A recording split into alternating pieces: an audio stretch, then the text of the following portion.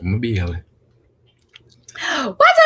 What's going on, everybody? It is your boy Dylan Matthews and Symone. And you already know what's going on. You know why we're here. We are here breaking down and recapping the NBA trade deadline and all the NBA trades that went down. And didn't go down. And almost went down. And our respective teams made some moves here and there. Yo. What up, though? Big play Slay in the building. What up, though? But yeah. What's going on with you guys? So I just want to preface and just talk about the NBA trade deadline from a Sixers fan point of view. So in the beginning of the season, Sixers fans are like, oh, we're going to get James Harden. We went from James Harden, like, on the edge of our seat, anxiety. Are we going to trade Ben Simmons for James Harden? Are we going to trade Ben Simmons from James Harden? We don't get James Harden. Then we like, oh, Sixers are in serious talks for Bradley Beal. Then we don't get Bradley Beal. Nope. Then it's like, we're going down to the wire for Kyle Lowry. The Sixers are going down to the wire for Kyle Lowry. Then we end up just trading for George Hill. So we went from freaking James Harden to Bradley Beal to Kyle Lowry to freaking George Hill. Love the good move. Yeah. But I feel like we got teased so hard. We got teased so hard. Y'all was so close to making that move that was probably going to get y'all over the hump. And now y'all at a move where it's like, yeah, that didn't really move the meter at all. Exactly. Like, I feel like it doesn't move the needle. Like, it's a good piece, but it's not a game changer. It's not a game changer. But let me what's up at a plug. But hey, yes, sir. What's up in the field? Let's go. Who won? The Heat. The Heat won. The Heat won. Yapo Oladipo Uncle with that Drew team. in the building. Uncle Drew, what's poppin', big dog?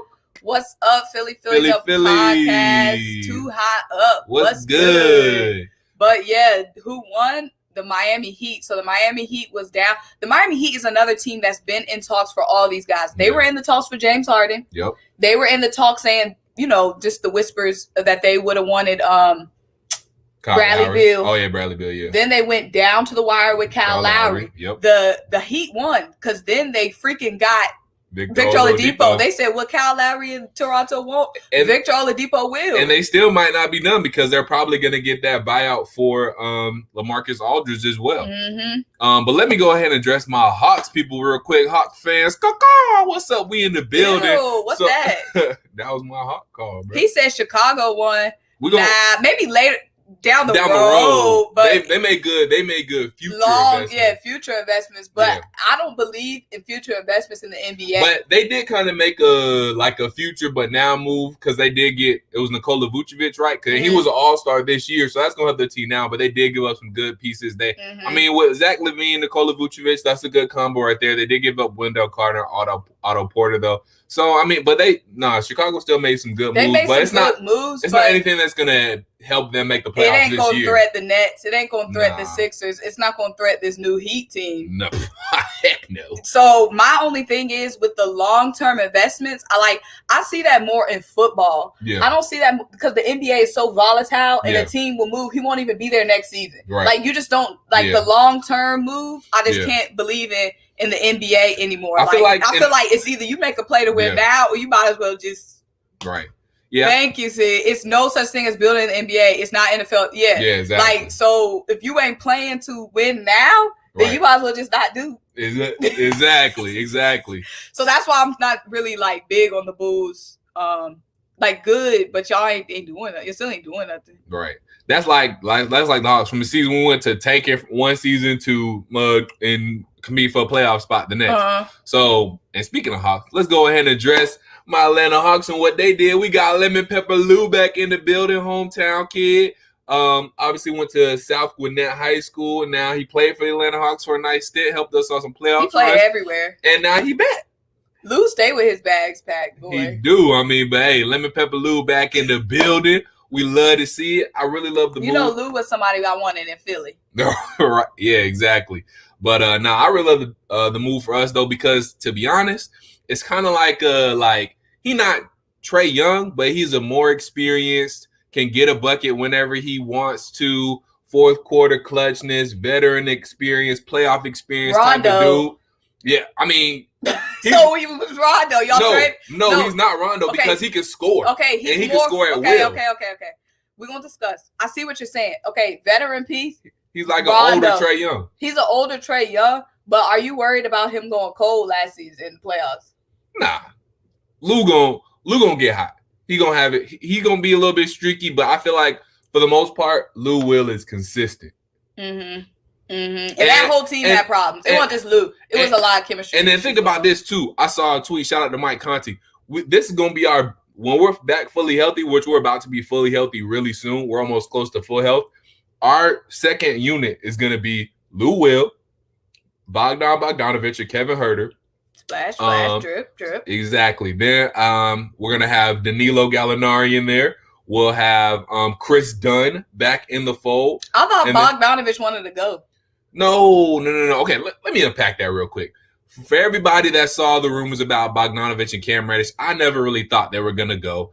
I was thinking they were listening, and if they had to package them for a bigger package for John Collins, because in my opinion, John Collins or a guy like Rondo was the only guys that were going to go, because obviously John Collins, they're not sure about whether they want to pay him or not. Collins is safe. John Collins is safe, at least for the rest of the year. We'll see what happens with his contract. But Cam Reddish, Nate McMillan hasn't had a chance to put his hands on Cam Reddish since Nate McMillan has become I ain't mean like that. That ain't sound right. But he hasn't had a time. That's not even what I was thinking. He hasn't had a time to. No, I'm saying. Anyways. That's not what I was thinking. No, I didn't think you were thinking like that. I thought you meant. Anyways, I'm not getting.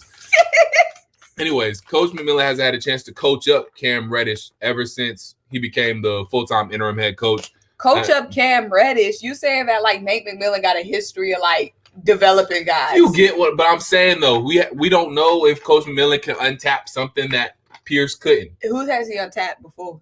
I don't. Paul. I mean, he helped Paul George out. Okay. He helped. Roy Hibbert played his best under Nate McMillan. You saying like you saying it like Todd Bowles or freaking Dean Smith ain't get their hands on it. Anyways, the main point is Cam Reddish is only a year two. We haven't seen enough. We can't write him off. No, I agree with that. Yeah. I'm just that whole Nate McMillan didn't get his hands on it yet. Got me dead. And then what's the point of signing Bogdanovich to a 4-year, $72 million deal if you're just going to trade him after 40 plus games? That don't make sense. So I didn't think those two really going to go. I think if it boiled down to it, if we were going to get, because we were obviously in talks with the Celtics about John Collins, if we were going to do like Jaylen Brown, if it was going to be like Jaylen Brown, Marcus Smart for like Bogdanovich and Cam Reddish, if it was going to be a bigger package like that, then maybe, they would have been dealt and they were listening, but I don't think ultimately they were going to do anything. So I love them. That's great.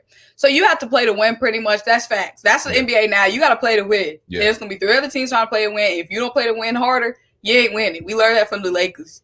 Lemon Pepper Lou in the building. Okay, so somebody asked me a question. They said, do you think the Sixers are going to make another move? I feel like we have to make another move because we don't have any more depth really at the 5. Once we traded Tony Bradley was balling out in Embiid's absence. So after Embiid got hurt, and Embiid is a guy, we're close to the playoffs now, but Embiid is a guy who likes to low manage when he can, and he's a guy who, can stumble upon some injuries. When Joel's supposed to be coming back? I think like a week. Oh, okay. I was wondering. So they said he was only going to miss 8 or 10 games, and it's been about that. Okay. But so Tony Bradley was balling out in Embiid's absence. He was 8 for 8 and had a double-double against the Warriors, stepped all the way up. So now it's just Dwight Howard and Embiid. We need some more depth there. So we're definitely going to have to shore up that position. Right. Obviously, we have to shore up the 4 as well, getting some depth behind Tobias. George Hill was a great move. Well, it was a great move in and of itself, but given the fact that the Heat bolstered up, given the fact that the Nets are what the Nets are, then it just wasn't a move that's going to move the needle. It's going to take pressure off of Shake. Of course, we got a guy who can handle the ball, score, and defend. Take some pressure off of Tyrese a little bit. Well, it's going to take minutes off of Tyrese. Not take pressure off him. Take some minutes. Take some minutes. He's going to take some pressure off him. He's going to be on the bench. Right. He's going to take some pressure off of him for real, though. Huh? Lonzo Ball equals what? Lonzo Ball equals peach. Nah, we got to be patient with Cam. That's a fact. Or maybe that I guess he says that new Clippers defense going to shut Lou down. Oh, yeah, I don't know. I don't know. He actually could have been stripper, though. I don't know. Hawks got to get back, right? We lost 2 straight. We blew a 22-point lead against Trey. Can't let that happen, though. Yo, the Heat don't want that smoke. The Heat are coming to play. Do you think? He did mean stripper. He did mean stripper. We don't know what those are. So the Heat don't want that smoke. The Heat came to play. The Heat are on a mission. What do you think the moves from the Heat means for the East, particularly the 76ers and the Nets, the 2 top contenders? The Heat actually want that smoke. I think it means the Heat want that smoke. They said, we're going to line up Jimmy Butler, a dog. We're going to line up Victor Oladipo, who I think got some dog in him for sure. We know the rest of that Heat team got dogs and Goran, Duncan, Tyler Hero, Bam. So they said, we're going to line up our best dogs and go with y'all. And honestly, the Miami Heat, while the Nets starting lineup is obviously better than the Heat starting lineup. I think they would outplay the Nets, and then they might out depth the Nets as well, because the Nets don't have that much depth. That's true. So and when you get in that 7-game series, you need your rest. And you need dogs. You need depth. You need depth. You need depth, That's a lot of depth basketball. is huge in the playoffs, period. The Hawks need to create some separation from the rest of the East, for real. Might be a little too late for that. No, it's not. I'm just playing. I kind of thought the Nuggets improved the most in the trade deadline. They definitely improved a lot. They did. The only thing, when I say the Heat just put themselves into like top tier, they put themselves in a new bracket. Because the Nuggets, I still think they're not in that top bracket. The reason the Nuggets aren't in that, I mean, they're in the top bracket. But they helped shore up their defense for sure. But the reason they didn't really move the needle that much for me, yes, they got Aaron Gordon. But when I think about Aaron Gordon's skill set, I mean, he can score a little bit. He's going to catch some lobs. But he's not he can just go get you a bucket type of dude like Murray, Jokic is. And they lost Gary Harris. Gary Harris was some good. Gary Harris was a good shooter, played great defense as well. So, it just didn't they gave up a little bit to get Aaron Gordon, who really is, I mean, he's a good player. He's a good piece.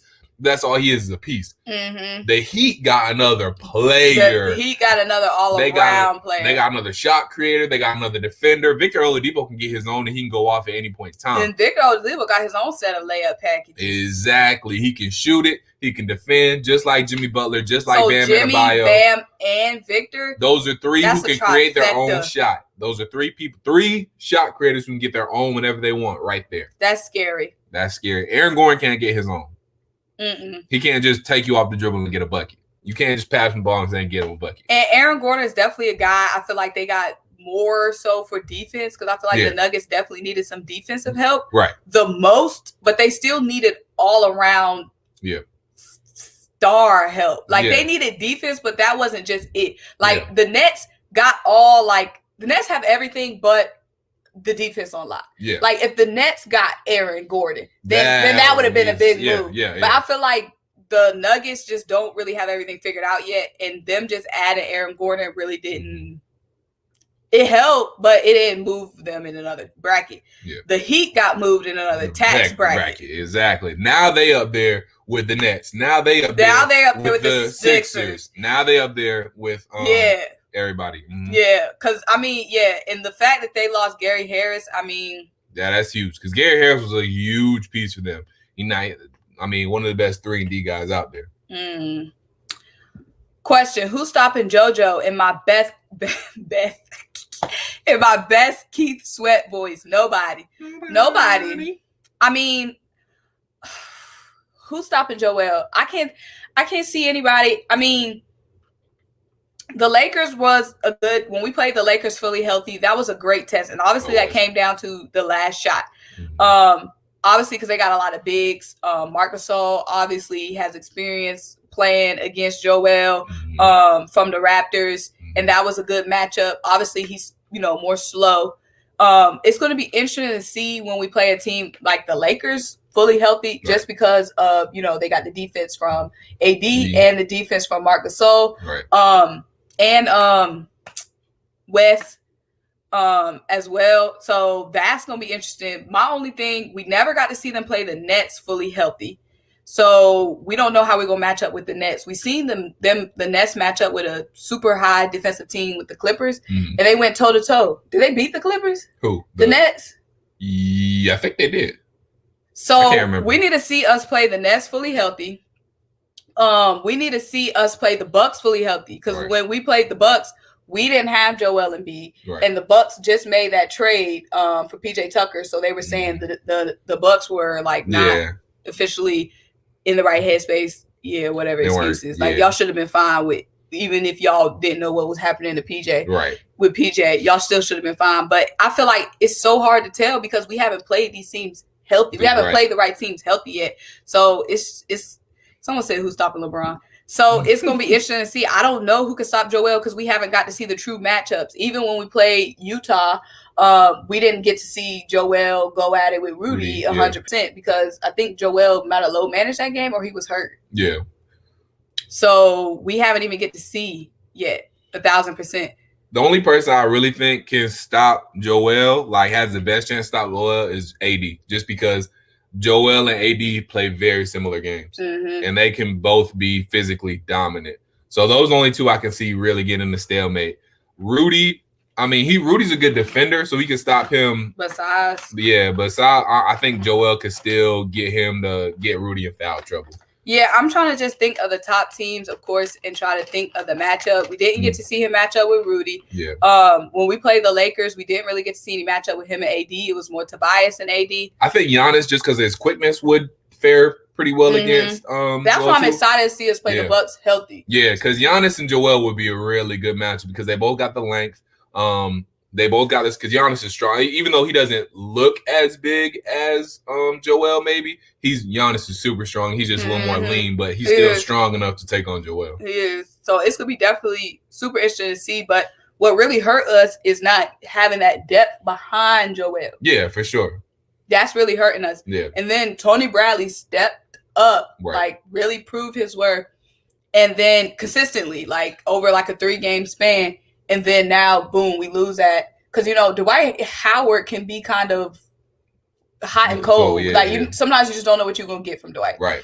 So Tony Bradley stepped up. We got much more scoring from Tony Bradley than obviously we get from Dwight Howard. Right. And then, boom, he's gone. And, it's just a big question mark. We already had a big question mark at the 4 behind Tobias. And now we got a big question mark at the 4 and 5. 2 positions you don't want to have a big question mark at. Right. Especially going into the playoffs. Man, I didn't know you liked Tony Bradley this much. I didn't know either. Just the last 3 games, he stepped up. You talking about me talking about his mouth? Yeah. I was like, I only heard you talk about his mouth. Y'all, is it just me or Tony Bradley mouth always be open? It seemed like she said like his mouth open all the time. So I didn't know you liked him. He just looked derpy, y'all. I don't know how to explain it. He just looked derpy. Not derpy. He looked derpy. Not derpy. Like he don't look like aggressive at all. Like he don't look like he don't. If you just looked at him, he don't look like he would get aggressive. He remind you of like he like a teacher that's a coach. He look like Ed off Ed, Ed, the dumb Ed. Not the dumb Ed. Now let's go in on him. Okay, he said the key to stopping the 76ers: clamp up the perimeter and make your threes. Let Joel do damage inside, but make your threes. Only team I think can do that is the Celtics and Nets, but Nets have 0 defense. Now, when we talk about the Celtics, we're going to get into the Celtics in a minute. I just want to preface it by saying, obviously, the Celtics got tons of talent. Obviously, it's the coaching that's got the Celtics messed up because there's no way they should have all that talent and be losing like that. Right. When we play the Celtics, we can't judge right because the Celtics were missing Jayson Tatum when we played the Celtics. But the Celtics took us down to the wire with no Jayson Tatum. That's tough. So it's going to be interesting to see when we play the Celtics again healthy. Also, it's a big question mark for the Celtics too because they got Evan Fournier. Right. They lost Dan Tice. Yep. They already needed big men help. And did they get Mo Wagner? Yeah, they did. Yeah. But it's just going to be interesting. Like, how do you see the Celtics? Do you it's obviously the coaching is the problem, but it's like, are they a threat? Like, is their coaching going to make them not a threat anymore? When we played the Celtics, like I said, it was still early in the season. Right. They were without Jayson Tatum, but it was a close game. So that says a lot. They're without a whole 30 points. Yeah. And it went down to the wire. Yeah, I don't know what's up with the Celtics. I haven't been able to watch many of them, and then y'all let us know. Let me know. Like, I guess it's from what I've seen has been the coaching, because I haven't heard any major injuries. I know Kemba missed a little bit of time. They'll give away a 20-point lead. Yeah. They'll lose a game last 5 minutes. Yeah. Lose a game. It's definitely coaching. They got way too much talent. And they haven't been they haven't really been hit with injuries like that, have they? In the beginning of the season they were, but now it's no excuse. Yeah, so I guess it's the coach. I guess it's Brad. I mean, Brad, we always looked at Brad as a good coach, but now it's seeming like, and now might not be it, because Kemba's stepping up, and Kemba's playing good, so we can't talk his name. You got Kemba, who's a killer. You got Jayson Tatum, who's the best player on that team. And when you got a guy like Kemba, Jaylen Brown has been averaging close to, he's been having major numbers. He can bowl for a 40-point game whenever. Marcus Smart knocks down shots, plays defense. So I don't see what the problem is. It's no excuse. Yeah. It's got to be the coach. They got talent. Nets beat the Clippers twice this season. Man, it's crazy how wide open things are. Like, just if you even just look at the West, you got the Jazz, you got the freaking Nuggets, the Suns, the Nuggets. Now you got to watch out for it. Lakers, Clippers. Yep. Those are the teams, like, it's a toss-up between those 5 teams come playoff time. Then in the East, wide open, like wide open. You thought ain't no telling the West. Ain't no telling the East. No telling, especially now that the Heat just took a big leapfrog. Like, because Victor Oladipo. That's tough. Like, cause y'all, that's a Victor Oladipo a bad man. Even though I know he's been shifting around a little bit these last couple months, he's been hurt. But now I think he's finally in a place where he can win. He's gonna be happy. Victor Oladipo about to wake some of y'all up that sleep on him. Sid made a good point. They only played 8 games with Marcus Smart, Kemba, Brown, and Tatum. That's a good stat. So yeah, that's what I was like looking for. See how many games they've actually played together. So only play 8 games together. That's a little bit telling, but that's all 4 of them. I mean, you should have enough with Brown and one Tatum. Out. You should have enough. Yeah, take 2 out. You should win some of the games. I'm saying, you should win with Brown and Tatum. You should win. You should win enough. Yeah, you should win enough. You should win enough with to Kemba not be playing right in Tatum. You should win enough. Exactly. And it's no shade on them. That's what I'm saying. It's coming down to the coach. And some of these teams they're playing, they playing and they're losing against. If you take that and put it up against 76ers, of course. Yeah. But like you playing the Kings, there's no excuse. No, there's no excuse. And then too much talent. And then I don't know what kind of depth the Celtics have either, though. I feel like and I forgot all about. I feel like they're a really top heavy team as well. The Celtics, they're definitely a top heavy team. Yeah. They definitely is. I think the 76ers depth is kind of slept on. Well, it's not slept on. Oh yeah, y'all got some good depth. Yeah, y'all have good depth. And that's gonna be dangerous. Yeah. Well, now y'all depth got taken away after y'all got George Hill. Well, the depth definitely got taken away. Y'all got a lot of great wings on now with getting George Hill, because y'all didn't really give up. Y'all gave up a big man to get George Hill. Y'all didn't really give up any wings. So y'all got plenty of wings. But the thing is, in my opinion, I feel like we should have, if we were going to get another piece, if we were only going to get one mid-grade piece, we should have got and I don't know what's available. We should have got a 4. Yeah. Or a 5. Well, not a 5. We should have got a 4. Because my thing is, we got Ben, we got Shake, we got Tyrese. If we're going to keep all those guys, if we're going to add just a mid, we should have got some depth for Tobias. Y'all need to be lobbying for Andre Drummond. Let Andre. You know what I'm saying? Like, if we were just going to get some mid, we shouldn't have lost some mid. Because now we lost our depth at the 5. Yeah. To get another backcourt guy. Another guy necessarily need. Who we didn't necessarily need the most. Because he not, and especially since he's not like a Kyle Lowry, he not moving the meter. If y'all gave up Tony Bradley for like a Kyle Lowry, that makes sense. But for George Hill or Victor Oladipo, that makes sense. But for George Hill, who he cool, but he ain't winning y'all the championship. Yeah, and I feel like it's kind of like, dang, now we got to do something at the 4. Right. And it's not like we did all that to get. Philly got to get strong if we plan on winning, the team strong. But with this point, Doc got to get Hill involved quickly. And I have no problem with that. Yep, that would have been perfect. But, Miami was on it. Mm-hmm. George Hill won't cut it. Yikes. My thing is, when it comes to, and we're going to talk about, some other teams too. Let us know. What's up, Ready Red? What's going on? Ready Red, what's up? What's good? So my thing is, when it comes to the Sixers, it's just scary how the Heat just instantly got and it's just scary the way the Heat just over one night just and also was one piece. And it was all it took was one piece, and not like a piece you even had to get a loot for. Right. You know what I mean? Because what all did they get? Because I still got to look up. Never got a chance to look up what they got, what they had to give up for Victor. I know definitely some picks. So they gave up. What did they give up? The Miami Heat agreed to. Although sources on ESPN earlier this week, in return, the Rockets get Avery Bradley, Kevin Olynyk, and 22 first-round swap rights. That ain't nothing. So they ain't getting nothing. Because swapping out, because basically you swapped out a shooting guard for a shooting guard, and I'll take Victor Oladipo over Avery Bradley any day of the week, and Kelly Olynyk. That ain't. So yeah, the Miami Heat just basically got them for nothing. Exactly. My only thing is the Sixers. We got a lot of depth.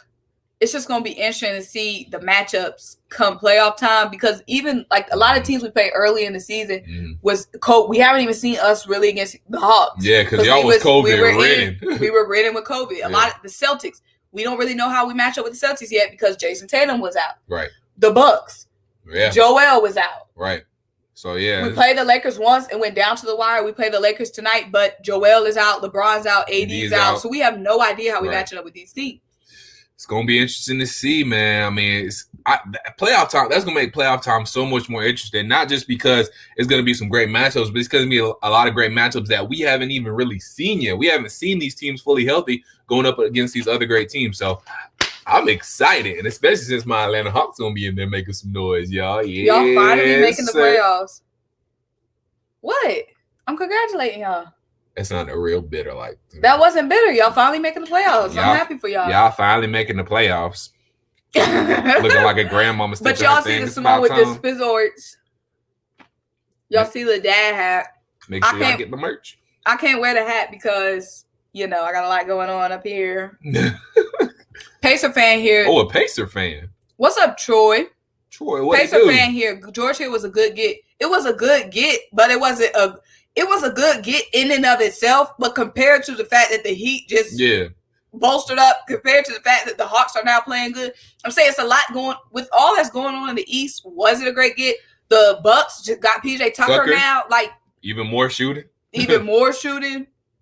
Now y'all added more shooting. Yep. Y'all are actually playing right, getting things together. Y'all are getting healthy. Right. The Nets just low managing their ways to so many wins. Right.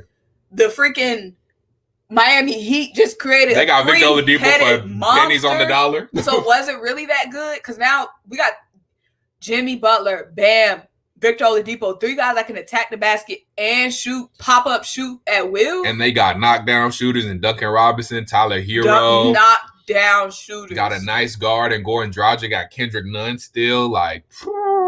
This will be some great basketball. Some great basketball. I can't wait. But I just feel like who haven't made it yet. She hating. She always hating. I swear, every time she in the comments, she just saying something hateful. Saying some hateful. Yeah, hate this year. He said, we got a Mike Scott. Got a Mike Scott. We was trying so hard to trade Mike Scott, y'all. We couldn't do it. The Bucks need to fire the coach. I don't think the superstar Giannis is the finals. I want Giannis to succeed in his year. I'm sorry, Packers go. What? The Bucks need to fire the coach. I don't think the superstar Giannis is the finals. I want Giannis to succeed in his career. He has a lot of talent. I don't know exactly what you're saying, but okay. Let me address this. Mm-hmm. He said, "What is the depth you speak of?" Matisse Thybulle coming off the bench, lockdown defender whose jump shot has been getting right lately. Has been getting right. Now George Hill. So we can have George Hill play the two. Seth Curry play the two. George Hill can also play the point. And George Hill shot 46% from three last season. So not only do we have Seth being splashy, drip, drip, drip. Now George Hill. Tyrese is a depth piece. Now we get a little bit. Yeah, Shake Milton. Yeah, but that's all we got depth at the guards. That's what I'm saying. We got hella guards. Korkmaz. Hella guards. Yeah, but then Korkmaz a 2? Yeah, he played 3. Okay, 2. Then after that, it's just what? So we got Danny and Matisse. Okay. Then we got what? Shea. That's all I'm saying. Non-guards. We don't really, the clever one. You might. It's just if we could have kept Tony and got some depth at the 4, then I feel like we would have been more dangerous than getting another guard. Like, because right now, big man wise, you got Dwight, and that's it. Right, and Dwight is hot and cold, so you don't know what you're gonna get from Dwight off the bench. To be honest, like it's not like you know what you're gonna get. Exactly. Yeah, he might get a great game, or you might just be like where he just nobody's knocking Rug. Nobody's knocking Hill. We know Hill got game, but he don't got Oladipo game. Like he got game, but he's not a game changer. He's that last piece. Like he's a piece you add when you're done. Like roster's done, and we got George Hill. Exactly. Wow, we won. Like we got Victor Oladipo, and we got George Hill. Like the Lakers, if they got George Hill, it's like dang, the Lakers, and they added George Hill. But the fact that we needed other positions, right, and we got another guard, then that's where we. And then we created another hole at the. We created another hole. That's the problem. People on Twitter talking about Ben gonna be playing the 5. The difference is the move for George Hill. Like y'all were here before George Hill. The move for George Hill maybe put y'all like right here. Yeah. That's the Heat. This before Victor Oladipo, and this is after Victor Oladipo. That's a huge leap because they didn't create another hole. Like they swapped Avery Bradley for Victor Oladipo. That's an improvement. And giving up Kelly Olynyk, that's nothing. Like that's whatever. Exactly. So it was a good move if nobody else if Victor Oladipo didn't go to the Heat. Exactly. It just wasn't one to move a meter or get y'all over any type of hump. Like y'all kind of stay status quo. Nobody's looking at this. It's like, now they got George Hill. They finna be a real headache. They're really about to be a finals contender. Nobody's saying that. And then the fact that these other teams, like that's the same with like PJ Tucker to the Bucks. It's like, the Bucks were already here, and now they added PJ Tucker. You know what I mean? It's like that. Yeah. That's what we did. So like we still even with we still even. Yeah, it was for the George Hill move for y'all was kind of more like a lateral move. I would say a little incline plane. A little slight incline. It wasn't a bump. No. It was like a wedge. It was a wedge. You know what I'm saying? Uh-huh. A wedge. Like he gonna come in clutch. Like it's gonna be in the playoffs, and we like. Okay, it's going to have that good veteran guard. Yeah. Good veteran guard, having him in the second unit. But is George Hill going to be taking over any games? Nah. Because Oladipo can take over. Jimmy could take over. Bam can take over. 2 of them can take over at one time. Exactly. Or freaking Tyler Hero just getting hot. Or Duncan just getting hot. Like even Goran Dragic can take over a little bit, get you some buckets. Hello, James. My bad, Jamar. He said the Heat improved big time. Yes. Did. We still have the buy market, and we already a favorite, in my opinion. Favorite to get who? No, a favorite. Oh, a favorite in the Yeah, we're already a favorite, but it's some new favorites. I don't know how they not understand what I'm saying. No, I get complete. Okay, look, let me paint a picture. We were on an island. Right. With the Nets and the Bucks. We were on the island with the Nets and the Bucks. Now we just invited the Heat on our island. Exactly. You get what I'm saying? Mm-hmm. Now we just it's not like the Heat came to y'all island and you went to a whole nother more exclusive island. Right. Y'all didn't go to a more exclusive island when the Heat joined the island that y'all was previously on. Yeah. They came to y'all island. They came to y'all elite island. Beyond place. Exactly. We forgot all about that. They came to y'all elite island. Y'all didn't get any more elite to match them getting more elite. Y'all just stayed where y'all already was at. And the Heat got me shook, boy. Right. Like, where'd that come from? The Heat came out of nowhere. I can't remember the last time I watched the Heat game. Exactly. The finals. The finals. The Heat said, hold on, wait a minute. Y'all thought I was finished when we lost to the Lakers. Y'all thought it was good. I'm sure Jimmy Butler been laid low, bro. I haven't heard nothing. Jimmy just been sitting like this. He been sitting like, all right, y'all. Now let's stir the pot. Y'all think? Let me stir the pot. We gotta shake up this live. Shake it up. Sit up. We about to shake this thing up. We about to shake it up. So Dylan. Yeah. I'm about to shake it up. Shake it up, man. So, if the Sixers don't win this year, the championship, okay, what does that mean? We running it back, or somebody gonna want out? I think it depends on how far y'all as get. in Ben or Joel. I think if y'all make it to the Eastern Conference Finals and y'all competitive in the Eastern Conference Finals and it's a close like the Heat series, like the Heat did. Yeah, and then they want to just add. Then you can get a Victor Oladipo and try to go win it all. Yeah, but that's to the finals. I mean, if y'all make it to the finals, of course y'all running it back. I'm saying to the Eastern Conference Finals, not the finals, the Eastern Conference Finals. Y'all make it to the conference finals and y'all competitive, I think it's running back. But if y'all get out in definitely the first. If y'all get out in the first, second round, or maybe if y'all even get swept or gentleman sweep in the Eastern Conference Finals, then some questions are going to start to come up. Because my thing is, because y'all have been going all in this year. And look, we got Tobias Harris playing at an all-star level. Joel Embiid, the MVP level. I'm painting the picture. Let me paint the picture. We got Tobias Harris playing at an all-star level. Some people look at Tobias Harris and think he look like a dad that should be cheering everybody on. Like my dad. He do look like, I don't know how to explain. Like he not menacing. I don't know how to explain. Like if you see Tobias, you wouldn't. He likes to be rapping. Yeah, he likes to be rapping like J. Cole. He like a conscious rap. Yeah, he just look like J. Cole. We got Tobias Harris. I'm saying Tobias Harris is like a household name. Like right. We got Tobias Harris playing at an all-star. Tobias Harris scary dog out of him. Oh yeah. The full dog out of him. We got Tobias Harris playing at all-star level. Right. We got Joel Embiid playing at an MVP. If it wasn't for LeBron having all his clout, clear MVP. Facts. We got Ben Simmons could be the MVP too, just playing out of his mind, like doing everything but knocking down threes, and he doesn't need to. Like just Ben silenced all the haters. Joel Embiid silenced all the haters. Joel Embiid playing at all-star MVP level. Tobias Harris. So then that's a lot of money too. And then also too, you got a lot of money in them three guys. Let me throw this nugget in here quick as well.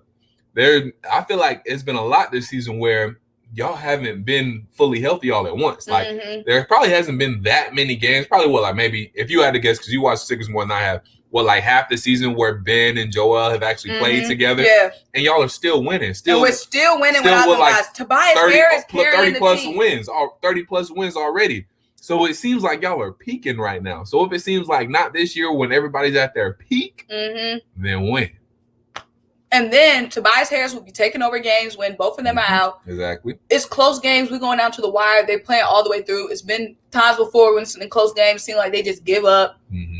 Every game in and out. Doesn't matter if we play like a top game. Joel Embiid's giving his all if he's out there every night, night in and night out. Facts. I feel like these guys have to win this year. And it's the money. It's the money because we got so much money tied up in Tobias. Yeah. 30K. I mean, my bad. I wish it was 30K. Right. 30 mil. Right. Ben Simmons, big contract. Joel Embiid, big contract. It's just like, it's got to be ready to win because, these other teams, you see how quick another team can boom and be scary hours. Like exactly. Jayson said, I think Ben Simmons is out of there. The team needs a direction. Refuses to shoot well. That's holding the team back. Sixers beat the Nets in 7. Bold What's prediction. up? Open the gate. Open the gate. What up, though? But yeah, so it's tough for the Sixers because they're a really, really, really good team. But I just can't see them. I can see them coming out the East. I can definitely see them coming out the East. I don't even know if they're going to come out the East, though, but I can definitely see them coming out the East. I just don't know if I see them beating a fully healthy Lakers team. What about the Jazz? I can see them beating the Jazz. What about, I can see them beating the Nuggets. What about the Suns? I can see them beating the Suns. The Suns gave us a tough game. Yeah. The regular season. I mean, it's going to be tough regardless. It's going to be tough regardless. When you make it to the finals, it's going to be tough regardless. And the West is just built different. Right. They just built different. The West is just built different. So it's going to be tough, but I don't even know if y'all make it out the East, though, to be honest. I don't even know if y'all make it out the second round. The thing that I hate about this season is with COVID, because COVID in the beginning of the season, it ruined a lot of games because you didn't get to see everybody at full strength. So these matchups, like I'm keep saying, we don't even know what these matchups really look like because, we played y'all. We were all out. When we played the Celtics, Jayson Tatum wasn't there, so we don't even know what we would look like against them. Now we playing the Lakers, but LeBron, AD, and Joel out. Don't know what the heck we look like. When we played who else we played in the East? The Heat. I don't think Jimmy played. Yeah. Like, it's just, we don't know what any of these matchups going to look like. And just to piggyback off of that, it's not just for that game to see what they look like. It's like for times like this at the trade deadline, you want to know what holes you need to fill or where because making moves at the trade deadline is not to, obviously it's to get a better record towards the end of the season. But at this time, when you're buyers in the trade deadline, you're thinking, what matchups am I going to see in the playoffs? What holes do I need to fill to see what's going on there? So that's what you're thinking in the trade deadline. Like, what am I going to see postseason? What do I need to get? Like James thinking, what do I need to get? What players do I need to get to beat the Heat? What players do I need to get to beat the Bucks? What players do I need to get to beat the Nets? You're thinking like that. But if you aren't seeing those teams in the regular season to gauge kind of like how you measure up against those teams and where those teams are taking advantage of you, or where the good matchups that you can win, or where the not so favorable matchups in those games, and that's what really hurts. So that's where COVID really hurts for the Sixers, not because of your record, because you're still going to do what you got to do to get the playoffs. You're still going to get the job done in the playoffs for the most part. But once you get to those matchups against the Nets, once you get to those matchups against the Bucks, once you get to those matchups against the Heat, you don't know what your team is going to look like against that team until maybe it's too late and you can't get a guy like you could now in the trade deadline. So that's another big part of what the COVID issues. No, that's a fact. I'm about to piggyback off the chef. What's up, chef? What you cooking? He said we played the Lakers before full health though, and we won. Yeah, but we only got to play them one time, and it came down to the buzzer. So that's scary because it was so evenly matched. So when we get into that 7-game series, is that shot gonna fall next and time? LeBron wasn't even on one in that game, as far as I can remember. LeBron and AD, neither one of them went off. We went off. So the fact that it came down to the buzzer, if it was 1 second left on the clock, that's scary. If it was 5 more seconds, it could have gone either way. It could have gone either way. That's what I'm saying. That game could have gone either way, which makes it scary because we get a 7-game series. You know what I'm saying? Like, and what you think about the Lakers though? Because the Lakers didn't make a move. You think they all right? They're gonna be fine. The Lakers are fine. I think them standing pat is totally fine. I think their team is enough. If they could have got Kyle Lowry, yes, but I don't think they were willing to gut their team to get Kyle Lowry, because to get Kyle Lowry, they probably would have wanted Schroeder. They probably would have wanted maybe a KCP or some other pieces. And I think the Lakers are fine right now as currently constructed. They don't have LeBron. They don't have AD, but I think they got enough. And the thing about the Lakers, too, they have depth. And I don't think they wanted to risk their depth or, kind of become a top-heavy team just to get a guy like Kyle Lowry. They got Schroeder. They got KCP. And Schroeder is a dog. They got Gasol. They got Montrezl Harrell. So they got depth. I think the Lakers are good, along with LeBron AD. So I think the Lakers, as currently constructed, can win a championship. So if it was the perfect move for them, then okay, yeah, they make it. If it's the right move for them, okay, they make it. But they didn't have to make any moves. Yeah, and I think for the Lakers, I've only watched a couple of Lakers games this year because obviously West Coast. But LeBron and AD both have another year that they don't have to go into every night. Exactly. You know what I'm saying? Exactly. So when we're looking at the team, when we're looking at the Lakers, most of the time, LeBron and AD didn't have to go into that next year. Oh, yeah. So when we're talking about these matchups and the Lakers, that's without them going into that extra year. So we got to take that in consideration too, especially in the game against the Sixers. Neither one of those guys really they coasted. They're coasting. Neither one of those guys went into an extra gear. They're in cruise control. It's like Dennis. Let Dennis be a menace. If Dennis don't get it, let KCP hit some threes. Let Kuzma ball out a little bit. You can even see LeBron just kind of even when he's in game, which he can do, and it's smart, low manage with Dennis. Having Dennis do most of the work, run the point, whatever. LeBron just. And then too, another thing, LeBron know he can get off whenever he wants. AD know he can get off whenever he wants. So what he's doing is another good job what LeBron does too is he facilitates to Kuzma, KCP, and all them for a reason to make sure they get their shots every night, make sure they stay in rhythm. That way, they've taken those shots. They've had those games where they know they're building LeBron is building their confidence of the KCPs, the Schroeders, the Kuzmas. That way, when it comes playoff time, he's like, y'all can get the job done. I've set y'all up for this moment. You know what I'm saying? So no, that's that. So love that. Can't wait to see that. Because LaMarcus Aldridge end up in Philly. I love that. I would love that. That could happen, yeah. Only thing is the Heat. The Heat apparently front runners. The Heat are apparently front runners for LaMarcus Aldridge. You know, they front runners for everything. Like, dang, Heat. Yo, if they get LaMarcus take Aldridge, your foot off the gas. If they get LaMarcus Aldridge, bro, and you know that's just gonna be for a buyout. They're not gonna have to give up nothing for LaMarcus Aldridge. So just they be adding LaMarcus Aldridge in. That would be. I'm about scary. to Google LaMarcus and see what's talk of the town is right now. Because I think the buyout was like $5.8 million for him. That's nothing. Pat Riley go make sure he can get them. Heat emerges front runners. That's the latest. The Heat emerges front runners. Because it was between like the Heat, I think the Lakers, the Blazers, him going back to the Blazers would be a thing. Now they said he's not going back to the Blazers. Yeah, I can see why he wanted to go back. The reason he left the Blazers because Dame was getting too much shine, and Dame still got all that shine. So yep. So I don't see him going back to the Blazers. It was reported an hour ago that the momentum towards LaMarcus Aldridge joining the Heat is increasing. Yeah. So if the Heat get LaMarcus Aldridge for nothing.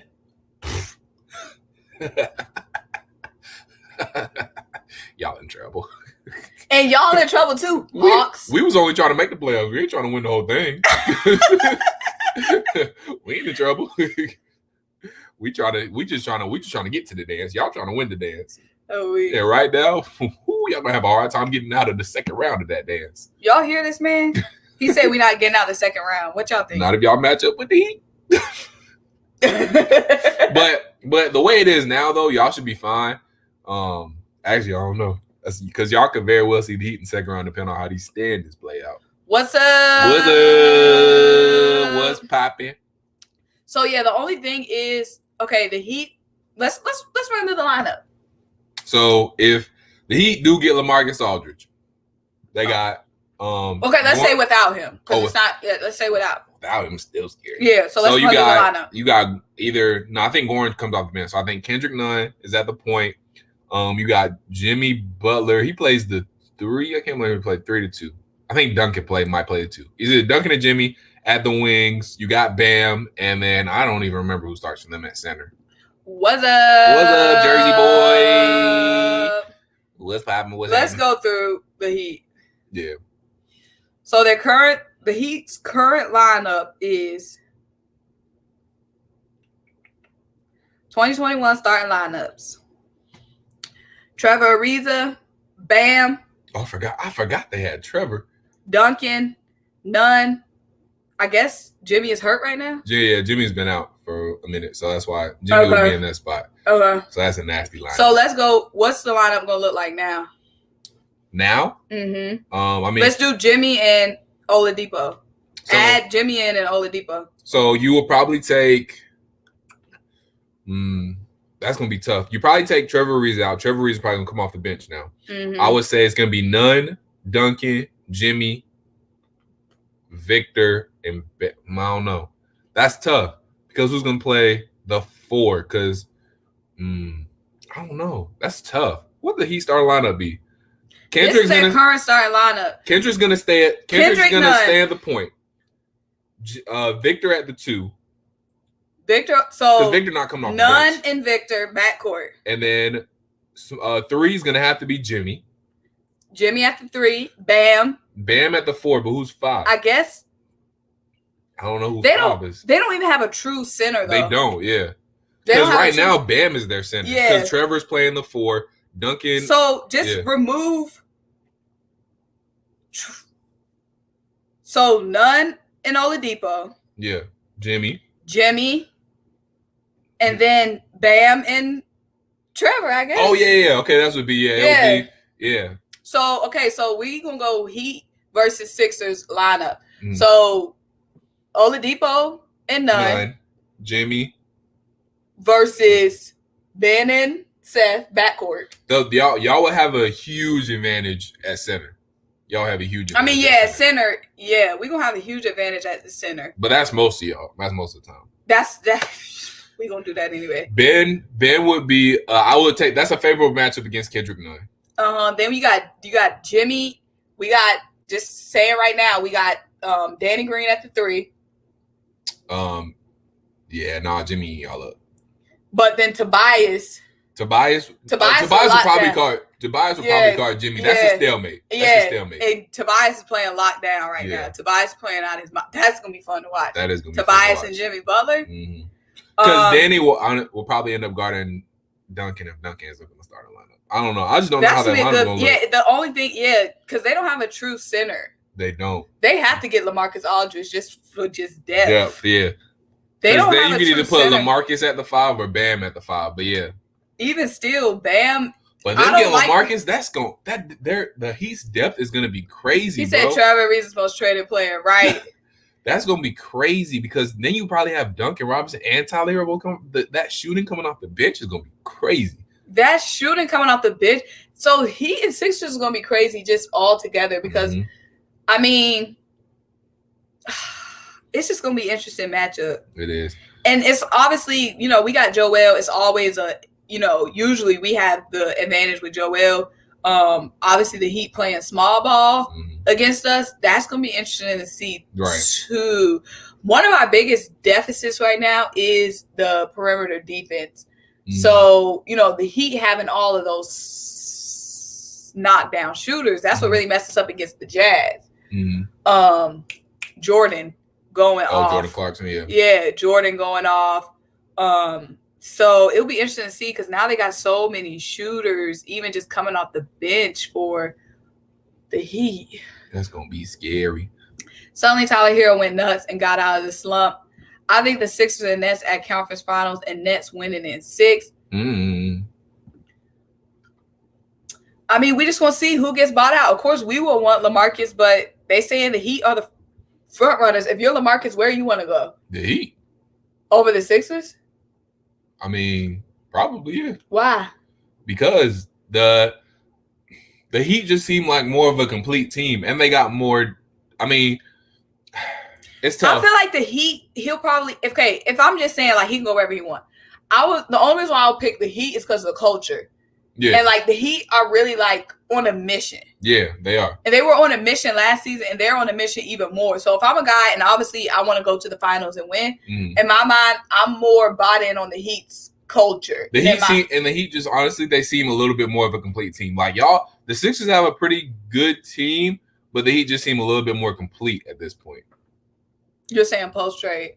Post-trade. Post-Oladipo trade, they seem just a little bit more. They got a little bit more depth, and their depth players are a little bit more better than the Sixers' depth players. So I pick the Heat. So Whoppy trades, what's up?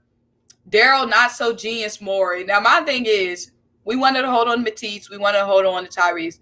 I feel like if we were trying to make a big trade, of course we're going to be giving up them both. Right. But you got to let some of them little pieces go. Now, giving up them both, heck no, of course not. And just depending on what it is, but we could have let Tyrese Maxey go for a bigger piece. If it was us trying to get Victor Oladipo. See, I would have been the other way around. I think I might have been, if it was for getting Victor Oladipo, I would have tried to keep Tyrese just because he's a rookie. You don't know what he's going to turn into yet. Okay, but I would have let go of Matisse because you kind of already know what Matisse is.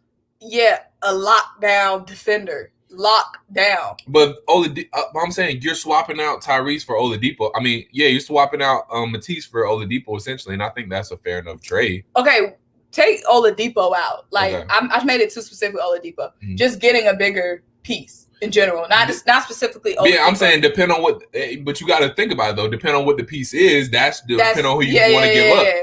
But I'm just saying, in a larger scheme of things, it seemed like Morey was trying to hold on to both of them. Yeah. And my thing is just young piece. You gotta, if we're trying to win now, you can't hoard talent. You can't hoard potential. In y'all position, y'all can't.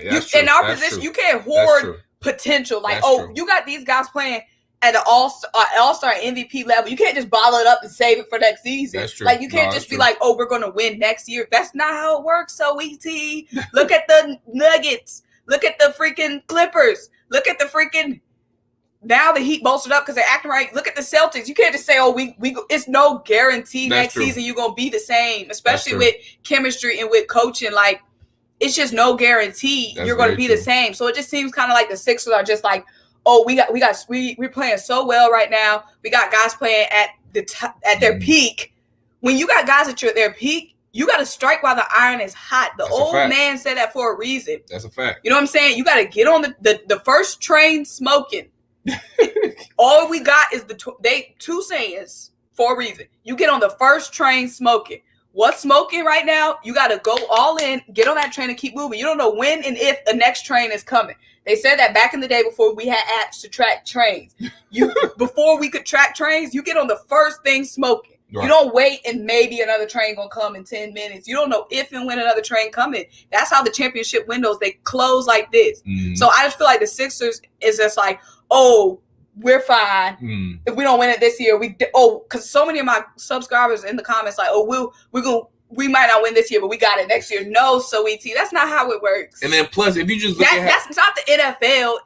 That's more NFL mindset. Yeah. Like, you know what I mean? And if you just look at how these teams are constructed, the Sixers aren't getting any younger, and these teams are these other Tobias teams are about to be 30 years old. And the thing is, like, y'all are built to win, for a couple of years. Y'all aren't going anywhere anytime soon. So are these other teams built to win That's exactly my point. The Heat aren't going anywhere anytime soon. The Celtics aren't going anywhere for a long time. The Hawks are only getting better. Mm-hmm. The Nuggets aren't going anywhere for a while. The Lakers are still going to be a problem for at least 4 or 5 years, depending on how long LeBron plays. All these teams are still going to be a problem. The Nets are still going to be a problem for a little while. So y'all got to win while y'all can win now. And everybody, like you said, playing at the top of the level because, y'all are going to be in the mix next year. But like you said, there's no guarantee next year because all these teams are going to be right back here next year too. And new teams that are young, like the Hawks, are going to be more mature. And they just pop out of nowhere. Like the Heat just blossom up. Exactly. Like the Heat came out of nowhere next year, another team gonna be right there to pop out of nowhere next year. Just like getting one piece. Exactly. One Andre Drummond away. And then one Bradley Beal away. The Bucks pop out of nowhere too. The Bucks can land somebody big too and be right there. And look at the Knicks. The Knicks are gonna be a team that might come out of nowhere too. They're playing well, so you just never know what these teams that are the Knicks could very well be one piece away. Mm-hmm. Hawks one piece away. Chicago Bulls made some good moves. They could be a couple pieces away. So we're going to see. What's up? Positive love, positive thinking. I love that. Okay, positive love, positive thinking. Yes, sir. New subscribers to your page showing love. Lemon Pepper Lou, my South Gwinnett alum back home. Go Hawks, go. Comments? I don't know. I'm not sure what the comments are, but appreciate you. Positive love, positive thinking. Booming out of South Gwinnett like Lou Will. 6 men like Lou Will. 2 girls. One, Lou. I forgot the lyrics real quick, but it's all good. And they get along like I'm Lou Will. That's right. So yeah, positive love. First of all, loving the selfie. Flick it up. What's that? What you got? That's that new Julio. That's that new Julio. Oh, he got the new jersey. He got the new jersey. Don't play with him because is that a new car back there too? Wait, and he got the new hat too. Okay, I see and you. The fresh shades fully transitioned. Right, fresh shades in the building. Well, we appreciate you. Positive love, positive thinking. Appreciate that. Appreciate that. Yes, sir. Lemon Pepper Lou. Eagles predictions. Let's not worry about Drummond. MVB still owns that real estate. Let's talk about this first. We're going to get to Eagles predictions in a minute, but let's talk about Heat going to be a buffet for Embiid. What you think about that? Oh, Joel will be able to eat. Joel going to eat. Yeah, Joel going to eat. But he going to eat regardless, though. Yeah, he going to eat regardless. The thing that comes in the playoffs, it comes down to who's around, how everybody else is going to be. Exactly. Whose shots are going to be falling. In the playoffs, it comes down to the role players. It's not going to come down to Joel. Joel going to do what Joel does. It's not going to come down to Ben. Ben going to do what Ben does. It's going to come down to the Seth Currys. It's going to come down to the Danny Greens. To the Tobias. To the Tobias Harris. The Korkmaz. And the Matisse. And looking on the other side for Miami Heat, it's going to come down to the Duncan Robinsons. It's going to come down to the Tyler Heroes. That's a fact. But let me pause right there to extend on your fact. Mm-hmm. The thing is, let me finish first. Who would you rather it come down to? I'm going to give you a crop. Yep. Would you rather it come down to, and when I'm saying this, I'm saying knocking down shots. Right. Would you rather come down to Matisse, Danny Green, Furkan Korkmaz? You know how you on a game show. You on the final round when they like listen to the question. Like a Family Feud when you try to listen to the Fast Money. Yeah, you look like you on Fast Money. Okay, would you rather come down to Korkmaz, Seth,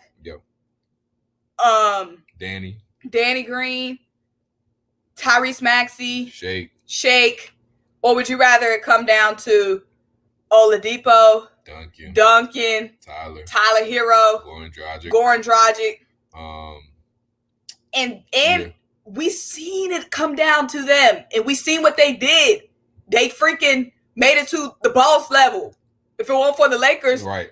They made it to the boss level. We see what they do come playoffs. And it's not like they were scrubs either. And they just came up against a better team. Thanos. Exactly. Yeah. With all the Infinity Stones. And my thing is, we don't know what Cork Miles will look like in the Eastern Conference Final. We don't know what Seth. Yeah. Gotta love him, but we don't know what Seth gonna do in the finals. Because I do recall when Seth was in Portland and the Blazers were in the Western Conference Finals against the Warriors. Again, they did come up against Thanos, the boss level. But I'm saying we don't know what Cork Miles gonna do when we gotta rely on. We don't know if they battle tested. Matisse, we got Tyrese, Danny Green. I mean, we've seen old Danny Green, but I'm saying Danny Green's streaky. Danny Green didn't look too good. He wasn't the hugest. Right. Last year with the Lakers, we saw them bricks. I'm just saying.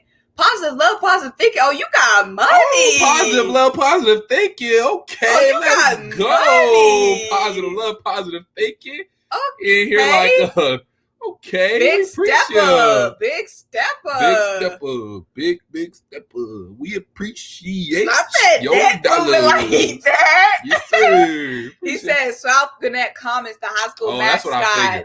Victor O traded to Miami might hurt us. They talking about getting LaMarcus Aldridge. Y'all thoughts? Look, I'm going to keep it real with you, positive thoughts. You know what? I'm going to keep it positive. Look, y'all ain't got to worry about the Heat. That ain't y'all competition. Y'all better worry about the Knicks. Y'all just need to be worried about the Knicks. Y'all need to be worried about the Celtics. The Heat was in another tax bracket regardless. I'm saying the Hawks are just trying to get to the playoffs. We're just trying to get to the playoffs, big dog. We're trying to get there, get Trey and John and Cam and all them some experience. So we're going to be all right. As long as we make it to the playoffs, we good. That's all we really worried about. You know, we want to be competitive, and we will let it be competitive in the first round. But depending on the matchup, it might not be for us, big dog. We're gonna see what's popping. But just us. Your goal is to keep Nate and keep freaking who's y'all guy? John Collins. Our goal is to grow. Our goal is to once we make the playoffs, it's house money after that. It's gravy after that. If we get to the second round, great. Even more playoff experience for the Dogs. Even more reason to sign John Collins. Even more reason to boom, boom, boom, boom, boom. You know, but as long as we make some playoffs, mission accomplished for the season. I mean, that's just is what it is. That's just being practical. Dragic, Nunn, Depot, Jimmy, Hero, Duncan, Trevor, Iggy. Goodness freaking gracious. I forgot all about Iggy. I forgot about Iggy too. Bro, battle tested too. I don't like Iguodala, but I forgot all about him. And maybe Aldridge pretty deep. That's 1, 2, 3, 4, 5, 6, 7, 8, 9, 10, 11 play. That's that between all them good players, they got 2 squads. And one extra. I forgot all about and one extra. They got two crazy units. Two of these, bruh. These 11 could. And I'm with the Heat like I'm Pat Riley. I'm telling, bro. These 2 different out of these 11 players, you can make 2 different solid starting lineups. 2 different solid starting lineups, bro. The Heat are about to be scary. Yo, they got 2 separate starting lineups. Iguodala. 2 separate starting lineups, bro. 2 separate starting lineups. I forgot all about Iguodala. I forgot he was even still there. I did too. Dang.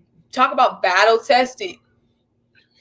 I think Sixers are going to be first seed with record of 58-24. See, I don't even care about the seeding. Record don't matter. Yeah, bro. Like seeding record. What were the Warriors that year? They went when they had the record breaking. Oh season. Yeah, when they went 73-9. Yeah, and what they didn't win. Didn't mean I'm nothing. not worried about that. I mean, it's great for y'all. Yeah, it's great to be able to play the Hawks. And it's not even y'all have a good first round. Y'all, I mean, being the first seed, I mean, it'll help y'all get to the Eastern Conference Finals a little bit better. But say at this point, if y'all the first seed, say Miami gets the 4th seed, y'all meeting them in the second round.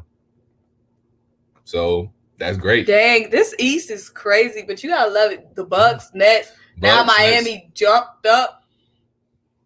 All right, so think about this. If the six, let's talk about the standings real quick. If the standings go out, y'all number 1, Nets number 2, Bucks number 3, Heat number 4, and then the rest don't really matter.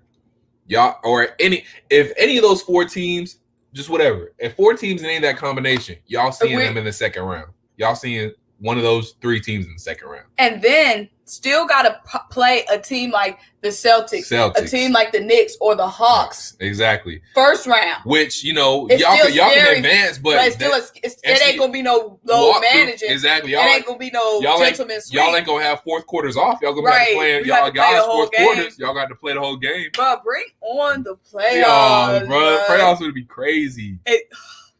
Wow. Playoffs about to be crazy. Wayne Ellington from Buyout can get more solid minutes. See, I'm with it all. I'm with it. Let's get LaMarcus. I'm just saying, will we though? Like, yeah, heck yeah, bring them on, bring them all on. But will we is the question. Mm-hmm. What do you think Embiid's stats gonna be after he come back? I mean, he gonna keep doing what he's gonna keep balling. He's still gonna be MVP, whatever. Joel MVP. It's about to be scary hours, boy. Eagles predictions. Y'all be getting into it. Y'all want to get into some NFL? We can get into some NFL.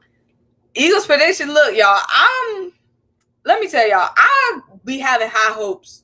I feel like the Eagles gonna be fine. Like I said, we going 8-8. Yep. At least. Oh yeah, 8-8 at least, yeah. I feel the same way about the Falcons too, honestly. I know I say this every year, but I feel like we're gonna make the playoffs this year. We're gonna be one of them teams that turn around. Yeah, we're making the playoffs. Period. I feel like I ain't with no losers. Because think about it, our mindset is right. We're focusing on the defense and our free agency. Mm-hmm. We're focusing on the defense. That shows you that our mindset is right. We got Howie did. Y'all hate Howie, but one thing about Howie, that man could cook the books. We need to get under the cap. How we gonna get to work? Fact. I don't know how he do it. But how we got us under the cap, we signed Anthony for Harris. Little to none. $5 million. I think $4 million was $4 million. I think only like $1 million was guaranteed. I don't know. Mm. We signed him to little to none when these guys were predicting he would get like 3 years, $14 million or whatever. We got to sign him little to none. We brought Jonathan Gannon in. Jonathan Gannon played with Anthony Harris for years. You see them already cuddled up, like not cuddled up, but they was like bear hugging, like you could tell like the love was there. Right, so he already has a guy a weapon he knows how to work with. Right. We just got to figure out what we're gonna do in the slot, and it's plenty of guys in the draft. And we got to figure out what we're gonna do at outside corner opposite of Darius Slay. But I feel like our mindset is in the right place. We can definitely. I mean, I don't know who's still left free agency-wise, honestly. So we definitely have to go to the draft. But if we pick up in the second round, it's going to be talent there to shore up opposite of Darius Slay. So if we go first round, we can't go wrong. If we go offense with the number 6 pick, it's going to be extremely hard to go wrong. We can't go wrong. It's going to be hard to miss. Yeah, we can't go wrong between Jamar Chase and Kyle Pitts. Now, I can see how we could possibly just go wrong with Devonta and Jalen just because of size. Right. You know, we need a true big target. Yeah. You know what I mean? Mm-hmm. So they have potential to be great players, but just for us specifically, like if it's a team like the where y'all have y'all wide receiver room set and y'all can get a guy who could be the X, but if he has to play the slot, we can't afford to have another slot guy. Right. Mm-hmm. We have to have a wide out. So I feel like Jamar or Kyle Pitts. And my thing about Kyle Pitts. I hope we draft Kyle, though, to be honest. I hope y'all draft Kyle, too, so we get Jamar Chase. Yeah. Because my thing is, I love Kyle Pitts, but if your wide receiver room and tight end room is set like y'all. Yeah. Kyle Pitts has to be used right. Oh, for sure. And we got a new coaching staff. Kyle Pitts is like a Travis Kelce. A Travis Kelce by himself, not going. I mean, it's going to be easy to cover him up and double team him. Mm-hmm. When you got a Julio, a Calvin Ridley, then a Kyle Pitts, or when you got a Travis Kelce, Tyreek Hill, Sammy Watkins, old dude from Georgia, I can't remember his name right now. When you got other weapons, then it's just like, oh my gosh, it's crazy. Plus, add on a freak of nature like that. So yeah, when you say, but if it's only him, then like just like with Zach Ertz, like Zach Ertz was great, but when it's only him, it's hard. No, my thing is with Kyle, because people are like, oh, he's a hybrid guy. He's a wide receiver and a tight end. I feel like some coaches are going to try to get too fancy and not use him like they're gonna try to use him too fancy and more like a gadget. Too gimmicky, yeah. Too gimmicky. Yeah. When they just line him straight up. Exactly. Let him work. Since we have a new coach, I don't want to gamble with the fact that he might try to get too fancy. Mm-hmm. We just need to. We've missed a lot of times on offense. We just need to go ahead and get the true. We already know what we're getting. Big weapon X, wide out target, Jamar Chase, straight up. No, we don't need to get tricky, get the trickster, flashy. Because are we going to use him right? Like, you got to know how to use him right. Yeah. And I'm saying, if we use him right, fine. If they tell me ahead of time we're going to use him right, fine. But I don't want to get Kyle pissed and then we try to use him like a gadget guy or line him up all crazy. Just line him up and let him work. Yeah. So just because the Eagles be playing, we just need to go get Jamar Chase because we already know what we're going to get with Jamar Chase. A guaranteed catch, big body, true wide receiver, not a guy we're going to be lining up all over the place and doing crazy things with. No, just let Jalen Hurts work with the typical wide receiver. Like, Kyle is great and fancy and all, but I'm just scared Nick might not use him right. And no shade to Nick, but I'm just saying we got too many Greg Wards. Yeah. I'm not trying to belittle him to Greg Ward, but I'm saying, like, we got too many gadget guys. We wanted to make Hurts a gadget. We haven't used gadgets right, pretty much. We haven't been using gadgets right. Yeah. So I'm pissed with the gadgets. Just get a wide out and call it a day. Trigger, boy. Because I am triggered. Trigger, so, boy. yeah, just get a wide out and call it a day. Any other team, if it was Andy Reid getting him, yes, please, because he will use him right. Like, yeah. We just don't know. We got new coaching staff. If it was Kyle Shanahan, because he's going to use him right. He's going to use him right. New coaching staff, come on. Let's just get us a wide out, please. We've been praying for a sturdy wide out forever. No, someone saying, go gadget. My guy got the Shout out tonight. With the Bucks, boy. Okay. Big spender. We big love to tipper. see it. Big tipper. My pick at 4 for the Falcons is QB Justin Fields. Yes, we have Matt Ryan, but I'm looking towards the future as well. Enjoy your coffee or drinks on me. Oh, drinks on him. Oh, good on y'all. Drinks on positive thinking tonight. It's Friday night. Drinks on him. Let's buy the bar. Right? We about to open up a tab. But right, he got money, y'all. If y'all live in Atlanta, make sure y'all go out with positive love, positive thinking. Because, man, it's all he's somebody I'm trying to hang out with. He got the bread on him. He's not our man. Right, exactly. But to address what he buy your coffees or whatever. I'm dead. But to address what he said though, I do like Justin Fields, and I wouldn't be mad if we drafted Justin Fields because yes, at some point you do have to address the quarterback position. But I mean, it's hard to pass up on a dude like Kyle Pitts though, because from what we've been hearing, from what I've been seeing from Kyle Pitts, he just seemed like an animal. And then Matt Ryan can still. He said he got plenty left in the tank, and I believe it. Of Matt Ryan hasn't say that. So did Joe Flacco. But what I'm saying is, not only has he said that, I've seen it though. Matt Ryan hasn't been the problem. Matt Ryan's the problem. I'm just saying, of course he gonna say that. No. I get what you're saying. But I'm saying I've seen him. He's not the problem. He's not. Matt Ryan is good. He's good for another 3-4 years. Yeah, I seen it. The defense was what really let y'all down. Matt Ryan put up 40 points. That's on y'all. The defense let us down. Our dopey offensive coordinator let us down calling stupid plays. Dopey. He is dopey. Dopey Dirk. Wow. Dirk calling dumb plays. Wow. Dan Quinn was not a good head coach. Yes. He came for his neck. Dopey Dirk. I'm glad he gone. Wow. Dumb plays. Wow. Not using Todd Gurley the way he should. Wow. Anyway. See what I'm saying? Like, not using Todd how you should. That's why I'm scared with Kyle. Exactly. But I know we're going to have Arthur Smith, who's going to run the ball like we need to. We got Mike Davis. We got a nice little back. We'll hopefully draft a running back in the second round.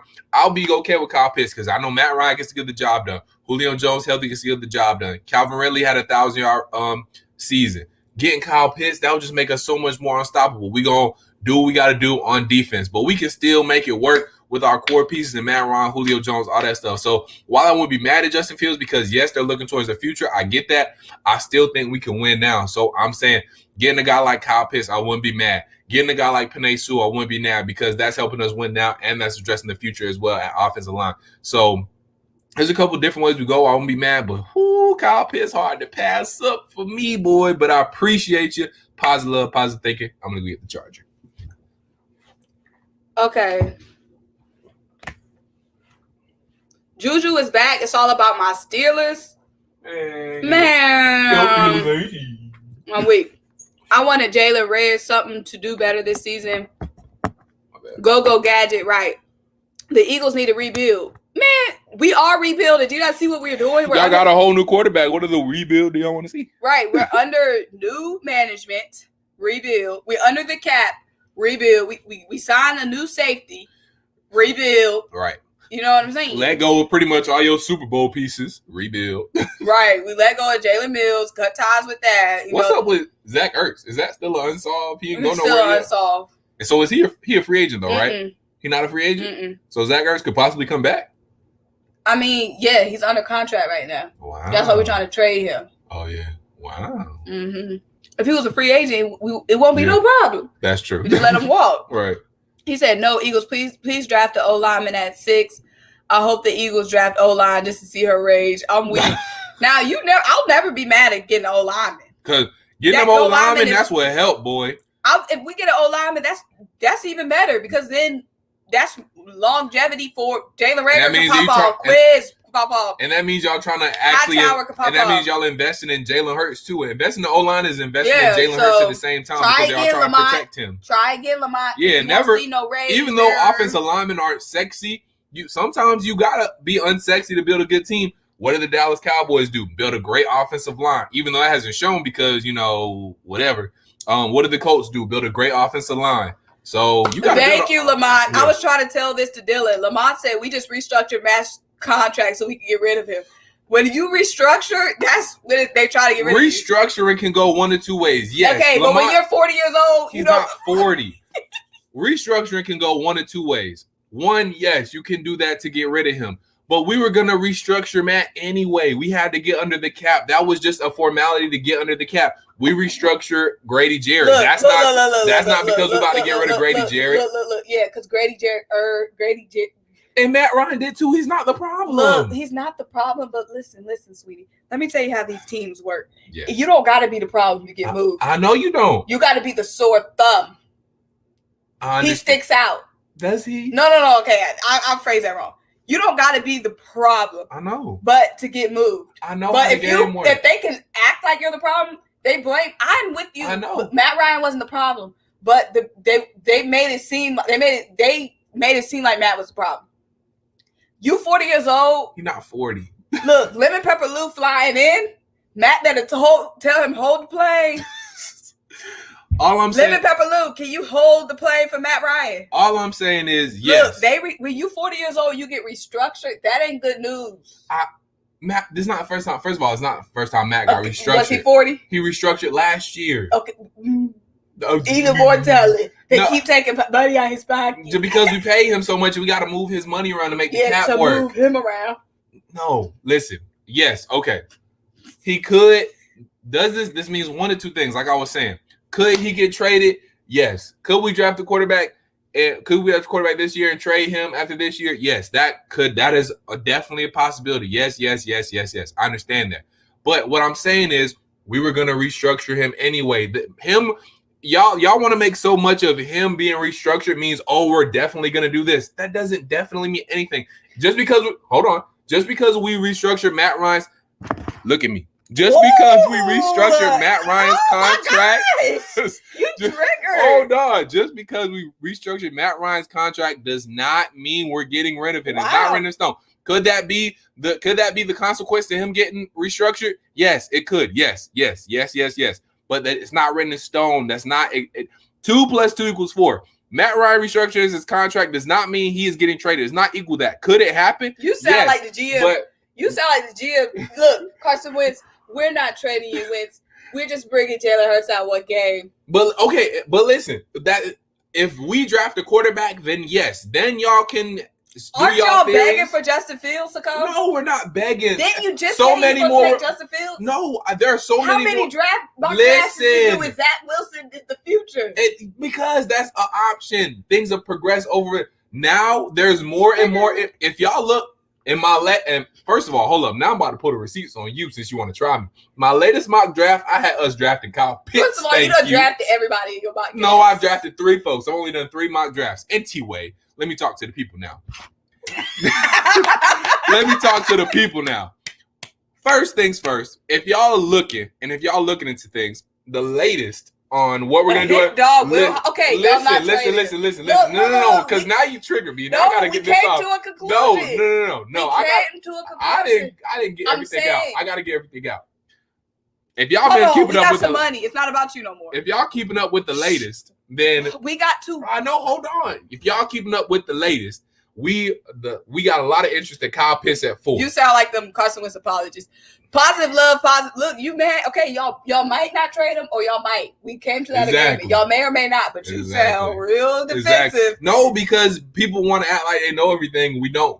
I don't know. They don't know. If we draft a quarterback, then okay, y'all can have all them theories. Then yes, it might look like we're gonna move on with him in the next year. But if we don't draft a quarterback, expect Matt Ryan. So you want Matt Ryan? You don't want to draft a quarterback? No, not right now.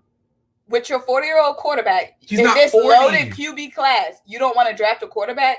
I'm fine if we do, but if we don't, I'm not going to be mad. I'm fine either way. I'll be content if we don't. Positive love, positive thinking. New York Giants, no Dallas, has Dan Brotherhood Quinn, LOL, at defensive coordinator. Washington, y'all threat there. Defense is solid, but who their quarterback? Drinks on me anytime. My dude. My dude. He said New York Giants can possibly, I guess, make the playoffs. Yeah. No Dallas. New York Giants have been they made some moves. Yeah. No Dallas because of their defensive coordinator.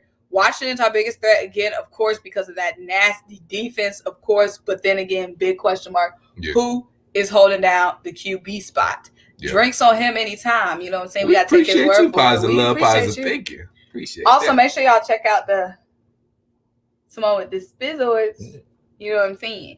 I got this hairstyling, so I can't. So I'm repping for the gang. But yeah, so while we're talking, y'all can throw some questions in down below if y'all want to. But in the meantime, you calm down. I mean, I've been calm. I just had to get what I had to say off.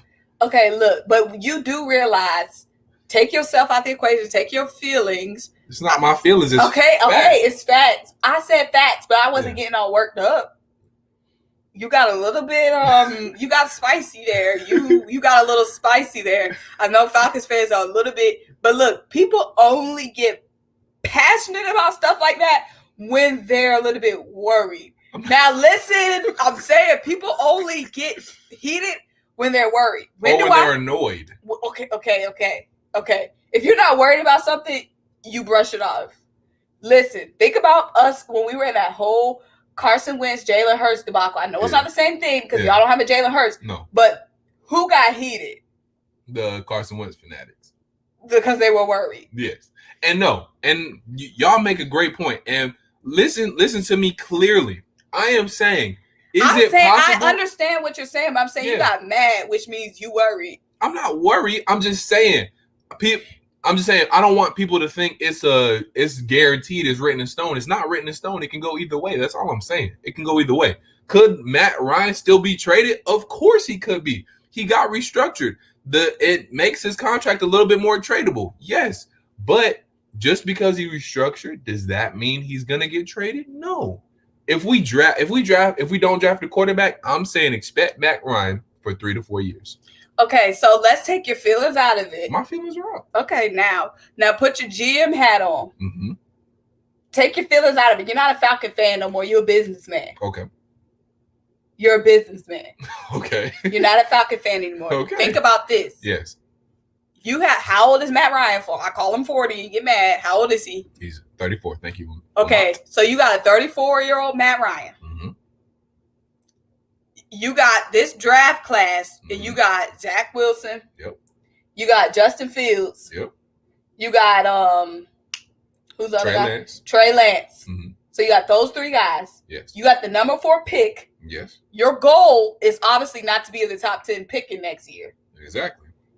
Also, you got a great wide receiver core that's getting stronger, a young core that's getting stronger, headlined by Julio Jones, who only got a few left in the tank himself. That's a fact. But you got Russell Gage coming up. You got Calvin Ridley coming up. Mm-hmm. You know what I'm saying? You got some good guys you can get in the second round, running back wise, the draft. So what are you doing with the number 4 overall pick? You keeping Matt? Yes. And I'm going to tell you why. I'm drafting Kyle Pitts. I'm either drafting Penei Sewell or I'm drafting Kyle Pitts. Now, this is my reasoning behind it. You draft Penei Sewell. And it's a reason, everybody. And this, listen, you drafted Penei Sewell because now I'm asking you. I'm not asking you as a Falcons fan. I'm asking you as what you call me, a businessman. Now, as a businessman, did you, an outsider, tell me, call me Terry Fontenot right now. I'm Terry Fontenot, GM for the Atlanta Falcons. How you doing? Nice to meet you, Symone. Okay. Now, you, as an outsider, as a spectator, not a Falcons fan, Eagles fan, did you or did you not just tell me that Matt Ryan is or is not the problem? What did you say? Listen, and this is what I would say to you cordially. Yes or no? Can we have a discussion with businessmen? Yes. We don't answer yes or no. Okay. As businessmen. Okay. We answer in paragraphs. Okay. I'm not saying get rid of Matt Ryan because he threw your season away. He did not throw your season away. Right. But right. He's not getting any younger, and he can't do the miraculous things that you need. He can't do what you need from a QB. If the defense is going to be funny, you need a QB who can take over and be a playmaker, right? Right. He's beyond the age where he can take over the game physically like he could. Right. He's not going to lose you the game. He did not lose them. I can't remember a game last season where Matt Ryan lost the game. But he's getting to the age where he can't take over the game. Right. At the end. So, and he's getting older. You got a young receiving core and you got a stacked draft class, QB-wise. I'm not trying to pick in the early rounds next season. So I will be getting a young guy. Matt Ryan will still be my starter next season. But I would still get one of those guys to be behind and get him out before he's 40. You don't want to be stuck in a situation where you got a 37-year-old QB, almost 40. Tom Brady is an anomaly. You don't want to be like Drew Brees. Right. When they praying for you to retire. Facts. And I'm saying at some point, you got to have a QB that can physically take over the game at the edge. And Matt Ryan at this stage is a game manager. And y'all wide receiver core is a great young wide receiver core, which you got to take advantage of, but they're still young. Right. And at the end of the games, when your defense put you in a terrible spot, like y'all defense put you in a lot, you have to have an offense that can go get you that 48. Correct. Okay. And this is my rebuttal to that. Now, you said that. So, Matt, you said Matt at number 4. I'm just gonna run through what I'm doing. To back up Jalen Hurts, Nate Lowe, yes. Sure. I'm drafting Kyle Pitts because of this. 1, I'm drafting Kyle Pitts or Penei Sewell because of this. 1, you draft Penei Sewell, it addresses the future. The quarterback that we could get in the second round, we could get a Kyle Trask. We could get that's true. Mac. We can get Mac Jones. Oh, not him coming back with the money. It's extortion at this point. Right. He says, "Sir, the queen is right. Thank you, positive love, positive thinking, having some respect." He said, 40-year-old Matt LOL has to go. If the Falcons pass up on a QB, I really gotta wonder. He's solid, but the Super Bowl. Okay. I'm just saying.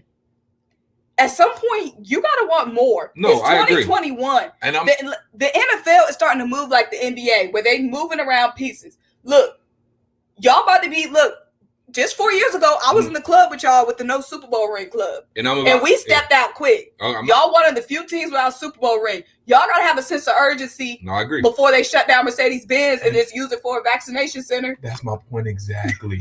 Listen to me. Everybody, listen to me closely. That's my point exactly. The goal is to win a Super Bowl, right? The goal is to win a Super Bowl? Yes. Who helps you win a Super Bowl faster? Matt Ryan, who is experienced, MVP, been to a Super Bowl. You get him a weapon like Kyle Pitts. You get him an offensive lineman like Penei Sewell. Around what we already have in Julio Jones, Calvin Ridley, we can make the defense work. In 2016, our defense was a bender break defense filled with rookies, and we still made it to the Super Bowl. You dig what I'm saying? First of all, when y'all made it to the Super Bowl, let's not forget the NFC wasn't that loaded. Okay, but listen, regardless, who gives you a better chance? And that was 5 years ago. He was still in his 20s. No, he wasn't. That was in 2016. He was 30. It's 2021, so he was 29. Okay, fine. He's 35 years old now. Either way it goes, what I'm saying is, who gives us a better chance to win a Super Bowl? Matt Ryan.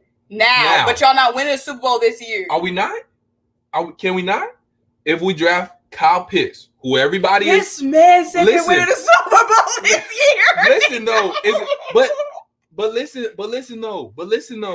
Listen though, listen.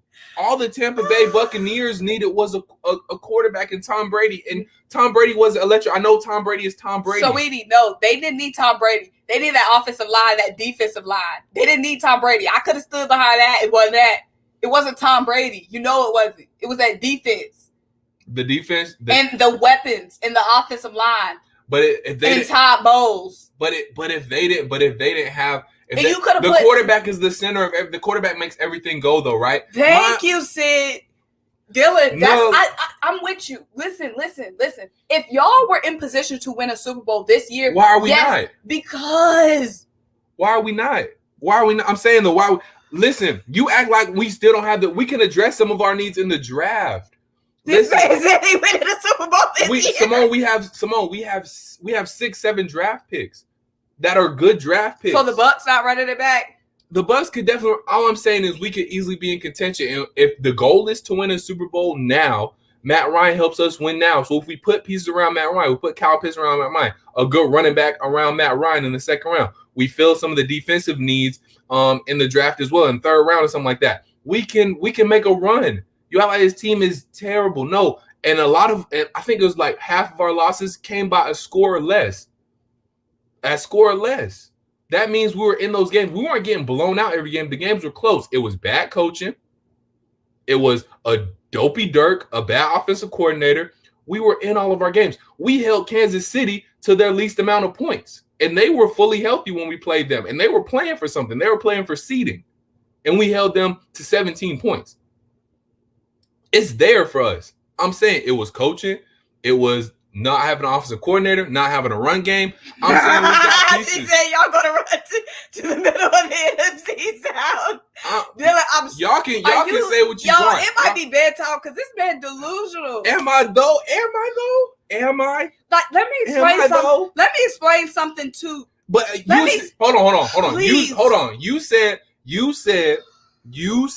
the goal is to win now. Matt Ryan helps us win now. If you put the right pieces around him, we can win now. If y'all were in position to win now. We are. Listen, Dylan, let me explain something to you. And life will be so much easier for you if you just take this piece of advice. What did the Eagles go? Listen. Okay, go ahead. Let me give you this piece of advice. Go ahead. You can be a fan of a team without being delusional. And I'm not delusional. You're delusional every year. In 2015, the Falcons had a losing record. Next year, we're in the Super Bowl. That's how quickly things can change if you get the right pieces. Let me just say something. In 2015, we had a losing record. 2016, we're in the Super Bowl. Okay, listen. You can be a fan, and you won't lose your fan card. But you don't have to say every year y'all winning the Super Bowl, y'all winning the NBA championship. Trust me. And I'm not saying that. Falcons fans are so delusional. I'm sitting up here as a diehard Eagles fan, and I'm not spitting lies to myself. Because y'all have a young quarterback who's not ready. That's my point. We have an experienced quarterback. So what about the Bucs? The Bucs will be an obstacle. What about the Rams? I'm not saying it's going to be easy. I'm not saying it's guaranteed. I'm saying if the goal – I'm answering your question. If the goal is to win now – but you got me wrong. When I said the goal is to win now, I wasn't saying y'all were in position to win now. I'm saying if y'all were like – I'm thinking we are, though. If y'all problem was the quarterback, if y'all were like the Bucs, if Matt Ryan went to the Bucs, they had everything. They just needed a quarterback that wouldn't throw the game away. Correct. Matt Ryan could have been that quarterback. He could have. Matt Stafford could have been that quarterback. He could have. A lot of quarterbacks could have been in Tom Brady's situation because it was the O-line, it was the wide receivers, it was the run, it was the defense. They had everything. They just needed a quarterback that could stand in the pocket and not throw the game away. I feel like y'all got more problems, and it's not. We do. Y'all aren't ready to win perfect. now. We're the Bucs. Yeah, and I'm saying since y'all got how young is y'all defense? I mean, the defense now is our defense is a lot younger now because we don't have Keanu anymore. We're not gonna have DeMonte KZ anymore. So we're gonna be a little bit more younger on the defensive side. But I'm saying we had rookies and stuff in the tape together defense that still really didn't have a pass rush in 2016, and we made it to the Super Bowl. I'm saying in 2015 we had a losing record. What was y'all? Were y'all in the playoffs in 2016? Right before y'all won the Super Bowl. 25th. The year before, we were like 4-12. And y'all won the Super Bowl the next year. That's my point. That's all you had to. That's my point. It can the NFL just like I agree. It can change. So when the NFL can flip the script, but I'm saying and you can think you're not in, you can think you're not in position one year, and then you can win a Super Bowl next year. It's a lot of barriers, though. I'm just saying I'm not saying it's gonna be easy. I'm saying, but we can be in position. Okay, let me just ask you one question. We got the pieces. Let me just ask you one question. Yes. And just a yes or no, please. Mm-hmm. Are y'all winning the Super Bowl this year? that can't be yes, no question. So yes, do you think? Are we in position? No. Yes. Do you think y'all would win the Super Bowl? Yes. This year. Yes. So if you think y'all will win the Super Bowl this year? Yes. Do y'all hear this man? He's crazy. Why can't we, bro? Why can't we? Why can't we? I'm sorry. I'm trying to really Why can't we? I'm sorry. I'm trying to really get this in my head. We have a number 4 overall pick where we can I'm sorry. Get so many different You and there's so many other teams got picks. You act like all the teams are stopping and y'all are the only ones shoring up. But I'm saying we're already a team that has a good core. And it's a lot of other teams that have good cores. The Rams, the Seahawks, the Bucks, the Eagles. We got a good core too. We beat the core of the Seahawks before. Okay, and everybody done beat somebody. I'm saying we beat the Seahawks in the play. We beat Aaron Rodgers in the playoffs before. We beat the Seahawks in the playoffs. Seahawks in the playoffs multiple times. I'm saying we beat the core. Okay, everybody done beat somebody before. Okay, and that's what I'm saying. The nucleus of the Falcons Super Bowl team is still there. Listen. The nucleus of everybody's team. You got a 54-man roster. You gonna have 10 good guys. Every team got good guys. It's not just y'all with good guys. Everybody got good guys. I know, but you're asking me personally what I think about my team. Not commenting on other teams. Stop. You think y'all will win the Super Bowl this year? The Falcons? That's not a fair question. You say yes or no. I think we're in. Am I gonna 100% guarantee bet money? I'm not saying guarantee. You and this mind of yours. Are you asking me? Do I think we're in position to win the Super Bowl? No, I'm saying, do you think y'all will win? That's a hard question. I don't know. Okay, if you ask me, no, I don't think the Eagles will win this year. We're not ready. I can tell you that straight up facts. I don't think we win. With the right move, we're ready. We have the components in place. So you think y'all will win this year? I don't know. You asked me. I know the Eagles aren't ready. I know the Cowboys aren't going to win this year. I can tell you this. If we draft the quarterback, we're not going to win the Super Bowl. This year. If we draft the quarterback at 4, we're not winning the Super Bowl. If we draft the quarterback at number 4, we're not winning the Super Bowl. You're going to win it. You believe you're going to win a Super Bowl this year? I don't know. That's what Symone. you said. I don't know. You said y'all could win the Super Bowl. We could. Yes, we could. Crazy. Y'all could. I don't know. Do y'all really see this man? I'm saying crazy. We're crazy because we could win the Super Bowl. We could. I'm not saying. I'm not guaranteeing. Have some y'all. This man is crazy. I'm saying because we could win the Super Bowl. We're crazy. Do you? You say this every freaking year. Do y'all realize this? I know. He says this every year because we've had the core pieces in place for some years. Every team has core pieces. It's not just y'all. You're saying this like y'all the only team in the NFL with core pieces. No, every team has core pieces. Dallas has core pieces. Yes. The Washington and how many years have they said they think they win the Super Bowl? And Dallas fans are crazy. And now you're sounding like a crazy man. And how many years have the Seahawks thought they could win the Super Bowl? We're rushing them. And they actually won. Y'all haven't won anything. So stop lying to yourself. They haven't won since what, 2012? But at least they got a ring. Y'all haven't won anything. So stop saying that. But we've been there. I'm saying we've been there. We've been there. And everybody's been there. The Panthers been there. So what, you want a cookie for being there? Let's get into the comments. I'm just letting you know. Just relax. And maybe if you relax and start being realistic. I'm being realistic. You're being crazy. I'm being realistic. Let's get to the comments because. So you saying with our roster and with some good pieces in place. I'm about to get to the comments first. Go ahead. I'm just letting you know I disagree, sir. Matt panic and cry in the pocket more than my 3-year-old. Doesn't, give me the rookie in his arm and legs. No, Sydney 100. He does not. Thank you, Nate he Love. He does not. This is madness. Thank you. We can't trade Matt. Alternative facts. I mean, we would cry. I mean, I would cry if my offensive line told the D-line, go ahead. You can sack my QB. Stop. Yo, what in the world, bro? What's going on? Y'all send me some of that positive love, positive thinking, man. Positive love, positive thinking got the bread. Big Low Country, what's up? I'm going to text you back, bro, because we definitely got to collab. I'm sorry. Y'all, Dylan's the worst texter. I really am the worst texter, but Big Low, my guy, I see you. LOL, that thinks Matt construct means that he's more likely to be traded. And I don't think, though. We already know. We already gonna do that. Alternative facts. Stop. Dylan for president. OMG. LOL. Don't stop, Dylan. You speaking facts. You see how she disrespecting us? I don't think y'all trash. I think y'all delusional. Have some common sense. How are we delusional, bro? It's a reason Zach Ertz wants out of Philly. Yeah, because we gave him a ring. I'm telling y'all, winning behavior, because I won before and I know what it feel like, and I can tell you what it takes. And we were right. You act like the team that we have currently. Our core guys are right there on the cusp of winning one, bro. I know we didn't win it, and I get that and all that stuff, but you're acting like most of our team has been there. Thank you, positive love, positive thing. He said, "Fam, you went out with my boy Lil Pepper Lou to Magic City, right? Is he drunk, y'all?" First of all, I'm not 1,000% guaranteeing winning a Super Bowl. I'm saying we could. Okay, let me say something.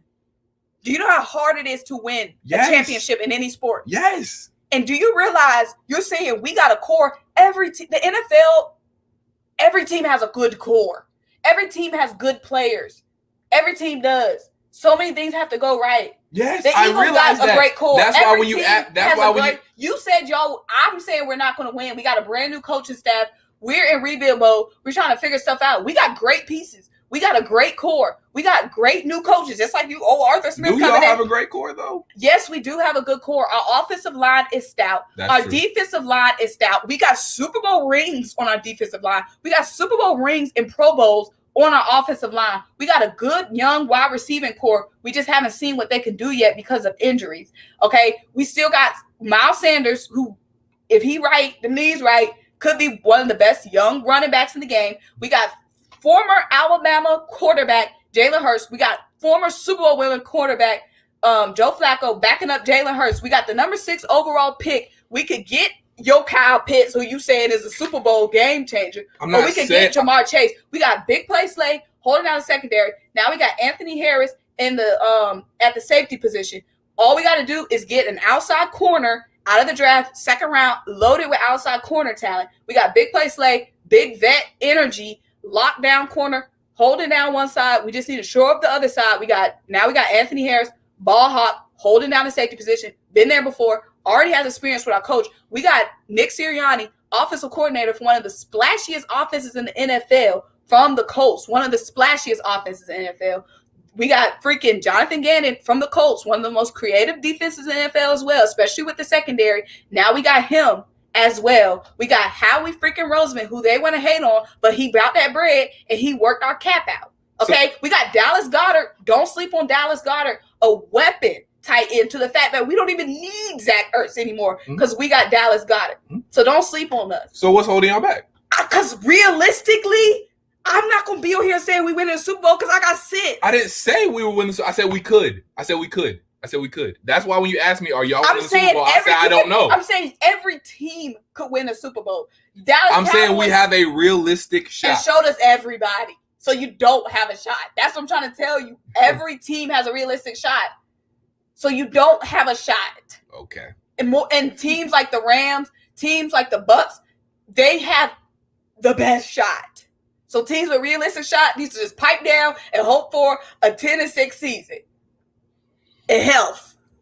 And be realistic.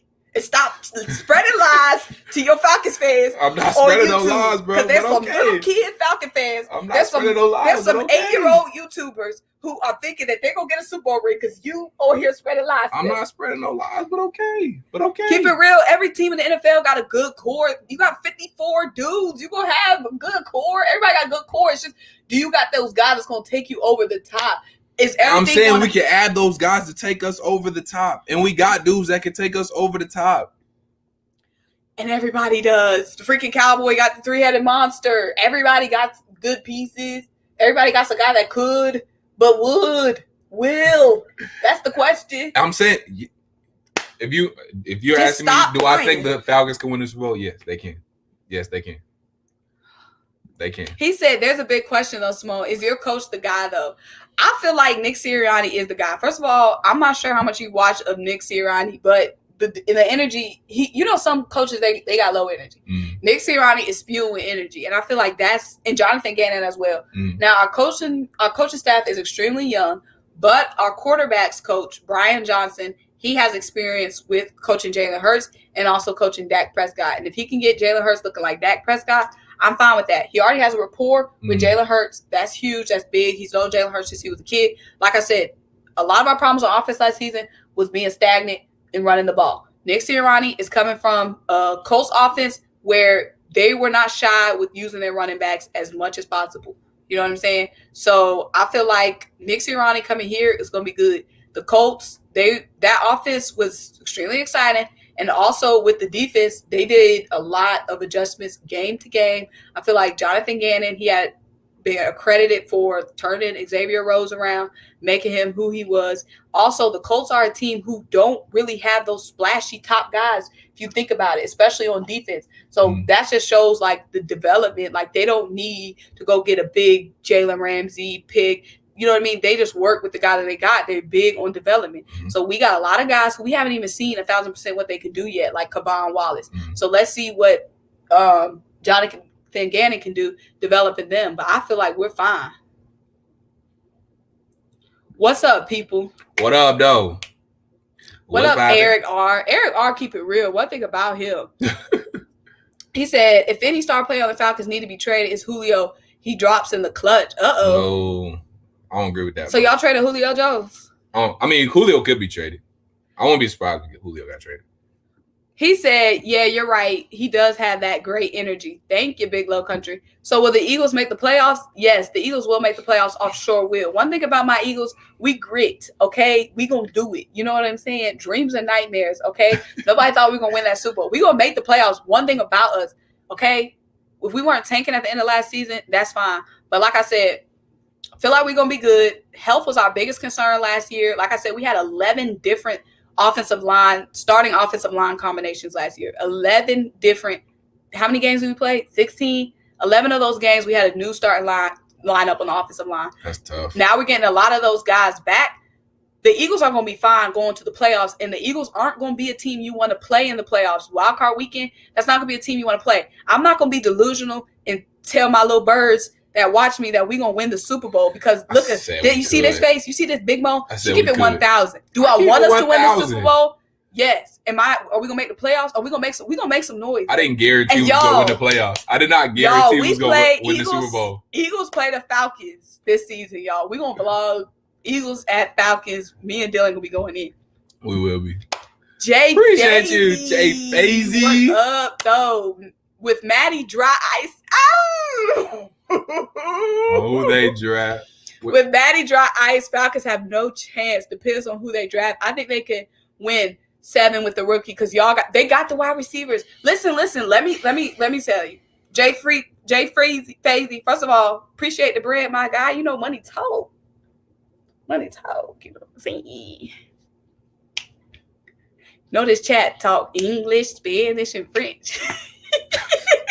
I appreciate the chat. I'm gonna let you say what you gotta say. Let me say what I gotta say, and I'm gonna say what you want to say. As somebody now, I'm in Atlanta, so I'm in the Fox Sports Southeast. I watched every Falcons game pretty much last season. It wasn't Matt Ryan. I didn't see Matt Ryan lose any game. It was the defense. If your quarterback puts up 38 plus, if your quarterback puts up 28, if your quarterback puts up 28 points, he put up 28 to 40 points a game, most games. That's on the defense. It was all the defense collapsing at the end, the defense giving up big plays. The defense lost the Falcons all their games pretty much last season. Matt Ryan, is he going to make a big play? No, but Matt Ryan made some plays. He made use of that wide receiver core. He made use. Matt Ryan, he put up 40-something against the Cowboys. That was the defense that lost that game. Who else did y'all play? The Bears? Was it the Bears? Y'all put up the Bears, and the defense blew that one. It was their defense. Couldn't stop Nick Foles. Can I say something real quick about this comment? Can we go back to his comment real quick? Yeah. All right. First of all, I can't wait. No, I can't wait. But I'm going to be really ready because y'all really, all the Falcons fans. It's because you dealing with yourself. No, I'm not talking about that. I'm talking about Matt Ryan. Y'all really sleep on how good of a quarterback Matt Ryan is. I'm not saying he's great anymore or anything like that, but y'all really sleep on how good and solid of a quarterback Matt Ryan is. Who are y'all putting in Matt Ryan's place that's going to be so much better that y'all can realistically get? Patrick Mahomes not walking in the building. Deshaun Watson not walking in the building. If we can get one of those guys, okay, great. But is Justin Fields going to be ready his first year? I don't think so. Ooh, y'all come. Ooh. Is Justin Fields going to be ready year one? I don't think so. Is Zach Wilson going to be ready year one? I don't think so. Is Trey Lance going to be ready year one? I don't know. He went to North Dakota State. No shade to that. Maybe all those guys could be ready year one. But do y'all think they're going to perform better than Matt Ryan? I don't think so. I think y'all sleep on how many interceptions Matt Ryan does not throw. I think y'all asleep on the dumb plays Matt Ryan does not make. I think y'all sleep on how solid of a quarterback he is. This is what I think it is. So, mind you, I think it's just because of his age. And like we said, the windows. He's not flashy. I think that's what everybody. No. That's that too. But I'm saying once your quarterback is getting up there, it's time to look for their replacement. I don't care who it is. Yeah. You know what I'm saying? Like, you're 34 years old. You're on the wrong side. No, for sure. So I feel like they're just saying, like, okay, you're talking about all these weapons y'all have. If y'all don't do it this year or next year, when is it going to be time to? And I agree. And that's what, and let me be clear. That's why I said, if we draft Justin Fields, if we draft Zach Wilson. As far as the Falcons go back and watch that Super Bowl. That's your identity. No, listen. As far as. Y'all cutthroat. Let me be clear. Let me be clear. Okay, Obama. Let me be clear. If we draft Zach Wilson, if we draft Trey Lance, if we draft Justin Fields, great. I'm fine with that. That's cool. I have absolutely no problem with that. That just means that, yes, we're definitely not. If we draft a quarterback, we're definitely not winning the Super Bowl this year. What I will say, though, is we do have to address the quarterback situation at some point. But if first of all, we got to get to positive love, positive thinking. Again, boy, with it. Big tipper. Big bag take, little bag. That ain't no $4.99. He rounded that up to $5. That five piece. Okay, big tipper. I'm embarrassed how we coming for his pocket. Exactly. I feel like we robbing him. But no. But let's get to the comments. Okay, we'd already said this a billion times. No, hold on. We done already said this. Let me finish real quick. Let me finish real quick. We got to get to the money. The money. We go. It's up. People see it. I'm saying. Let me say this real quick. I'll be perfectly fine if we draft a quarterback because, yes, we do have the adjusted future at some point. If it's this year, great. Okay. It's a new coaching staff. We could definitely draft a quarterback. And I won't be mad if we draft a quarterback.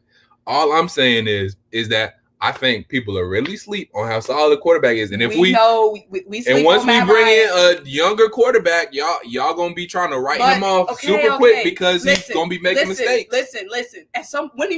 How long are you gonna be married to Matt Ryan? I'm not married to Matt Ryan. Dude is 34. I'm not married to him. Dude is 34. I'm not married to him. So what are you gonna wait till he's 50 to get cut the ties? I'm not married to him. All I'm saying, you got all this young talent. All I'm saying is they need to stop the slander. They're not gonna stop the slander. The slander is gonna be there. Thank you, Sydney.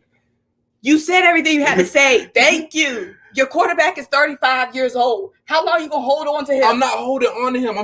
I've said everything I had to say. If we draft a quarterback, great. All I'm saying is that Matt Ryan is the problem. At least you got somebody that's 21 and not 35, and they can work and develop. And that's fine. That's fine. All I'm saying is, don't act like I still think we in position. He's not done. Should we draft a quarterback to help start grooming him? Yes, but he's not done. He's out his prime. Period. Okay, and we can draft a quarterback. That's fine. And you want somebody in their prime. I'm saying can he still get the job done? Yes. But can he get the Super Bowl job done? No. Yes, he can. Okay, yeah, if he's on the Bucks, they got everybody. He can get a job done now on this team. We'll see come August, September, y'all. We will. Like we see every year. Thank you. Positive love, positive vibes. Summed it up. Sir, you see Matt play in the pocket. He panic on first drive. He not MVP Matt no more. Plus, the Queen has a ring and we don't. Does he though? Can I go back? And who do we win with? Can I go back to a play real quick? Last year when we played against the Vikings, he was getting rushed. He had to run around. He went up, backed up, threw it to Julio now for a touchdown. Matt Ryan makes good decisions. It's not like he makes bad decisions. Even if he's under pressure, he makes good. He stands in there, gets hit. He still makes good decisions. Does he have a ring on his finger? No. That wasn't his fault. Him not having a ring on his finger, not his fault. So you're the quarterback. You're in the Super Bowl. You said it yourself. You got him 20. He got 28 points in the Super. Okay, I'm saying, did he lose the game? No, he didn't lose the game. Did he win the game? Then why are you trying to put it on him? The loss on him? Because you're the quarterback. It's just like if LeBron loses, it's always gonna be LeBron could have done more because that's your team. You drive that boat. Did LeBron lose any game? No. Has LeBron ever lost in the game? No. But it's always, you're the quarterback. You're the helm of the ship. It's always going to be, you could have done more, though. No, I see what I'm saying? Yeah, I understand that. Did he lose the game? No. Heck no. The defense lost the game. Then we can't say he can't get the job done. Then we can't say he can't get the job done. If he's not losing the game, then he got his part of the job done. Okay, the defense didn't do theirs. As a team, yes, he lost. Matt Ryan lost. He didn't do enough. He could have got them 35 Doing points. enough is LeBron Iguodala block. LeBron did everything he had to do already, but you got to do that. Are the rest of the guys getting it done? You see, the rest of the guys aren't getting it done. But LeBron is on the court for offense and defense. Matt Ryan on the field for defense. Matt Ryan on the field for defense. Then he should have, whatever he had to do in that last drive. I don't know what the last drive, but he was on the field for the last drive. In overtime, the defense was on the field. Whatever the last drive. He didn't get a chance. He didn't get a chance at overtime. Once the score was 21-28, he should have put up another touchdown. And you see what I'm saying? And I get it. Yes, some of the blame does go on Matt Ryan. Could he done more? Yes, but I'm saying he didn't get that very last drive. He didn't get a chance to block Iguodala. You are a crazy person. I'm not crazy. I'm just saying. I'm just saying it's not. Can we draft a quarterback get younger? Yes. Okay, be quiet. Don't say Matt Ryan ever again. We sick of Matt Ryan. We sick of hearing about his name. I'm sick of y'all slandering him. Sydney said, "Shut him up." We sick of it. You sound like a crazy person. I don't sound crazy. I'm just saying I'm sick. Let it go. You don't got a ring, so you can't say nothing about Matt Ryan. But he don't got a ring. All right, bro. That's it. If you close the book on his career, if his career ended today, what are they gonna say? But he ain't got a ring. That's true. When kids look back, did he got a ring? So he ain't do nothing. Okay. You don't got a ring. You played in the Super Bowl and you didn't win. Okay. That's it. That's what you came down to. You played in the Super Bowl, you didn't win. All right. So that's period. Nick Foles won. And nobody questioned Nick Foles. Okay, I'm just saying. At the end of the day, he ain't win. So try to get somebody else who can get you that last touchdown when it's 28-21. And the Patriots coming back on you. And this year is nobody else there's nobody else to help you know that Matt can't do it. So get a guy maybe in 3 years. He didn't. He didn't do it in his prime, so he ain't gonna do it in his not prime. Tom Brady did it at 40. The Bucs defense did it at 40. Okay, you put it on the okay. All right. So I'm saying if you put Matt Ryan on the Bucs, then sure. But Matt Ryan on this Falcons team ain't carrying nobody nowhere. We'll see. We'll see. You may be so mad. You're so delusional. We'll see. Okay. We'll see. Not Cindy getting a rose from Eric. We'll see. We'll see. She said, when J.R. Smith didn't know how much time was on the clock, we didn't blame LeBron. Now, y'all get on my freaking nerves. Thank you. And MVP changed the play call from pass to run. So no. I hate that excuse. No. I hate that excuse. I hate that. Hold on. Let me just say one thing. I'm not talking. I hate that excuse though, because we're not inside that huddle. We don't know what Matt Ryan can or can't do in that play. And usually people don't change the plays like that. I just hate that excuse. I hate that excuse. That's all I'm saying. That's not a fair excuse. Maybe y'all can. We're not in the room. Maybe y'all can trade for Nick Foles. We wasn't in that play. Hurts gonna be for the Eagles what Allen Robinson was for the Sixers. Only difference is he will get them rings. I'm definitely excited to see what Jalen Hurts does. What about you? Yeah, I'm cool to see what he's doing. You big man. I'm not mad. I'm just saying. I'm interested to see what he does. As QB1, they're building around him. They're investing in him. So I wish Jalen Hurts all bad. Dude is mentally tough. Mm-hmm. Like from when he had to go through at Alabama, he did his thing at Oklahoma. Dude is mentally tough. And if you get the right pieces around Jalen Hurts, I think he's going to be good. I'm interested to see what he does this year fully as QB1, get all 16 games in. I think he can be really special. And if he develops that passing game like I think he can, and how he did even more at Oklahoma, if he continues to build upon that, watch out. Eagles going to be something. I feel like all we need, that's why I won't be mad if we go offensive line in the first round. Oh, no. That's a good move for y'all. Only Penei Sewell. That's a good move for y'all. Yeah, because you can never have too much depth, especially everything we've been through. Yeah, you can never have too much depth at the offensive line. Yeah, there's no lineman to draft that high besides Penei Sewell. So if Penei's gone, then y'all should definitely go wide receiver. But if y'all if y'all can get Penei Sewell at 6, though, I wouldn't sneeze at that either, because that would be a good move for y'all. There's nothing like a left tackle to a QB. So definitely I feel like first round we can't go wrong if we snatch Panay, or if we obviously I really want Jamar Chase, but if we go Kyle Pitts, I'm not mad at it too. But yeah, I'm not gonna be on here saying we're gonna win a Super Bowl, but I definitely think the Eagles are gonna make some noise, okay? Because the talent is there. It's just about, are we gonna be healthy? Miles Sanders missed a lot of the year. Darius Slay missed some games. Rodney McLeod missed games. Obviously, Carson Wentz wasn't doing what he was supposed to do. Offensive line obviously missed so many games. Defensive line was hurt. We didn't have Javon Hargrave the whole time. Didn't have Malik Jackson. We just had so much injuries. Obviously, Alshon, Deshaun. So we finally cut ties with Alshon. Hate to see it because y'all know me. Y'all know I love some Deshaun Jackson. One of my favorite Eagles. When I was young watching Deshaun Jackson, one of the reasons I was an Eagles fan, OG.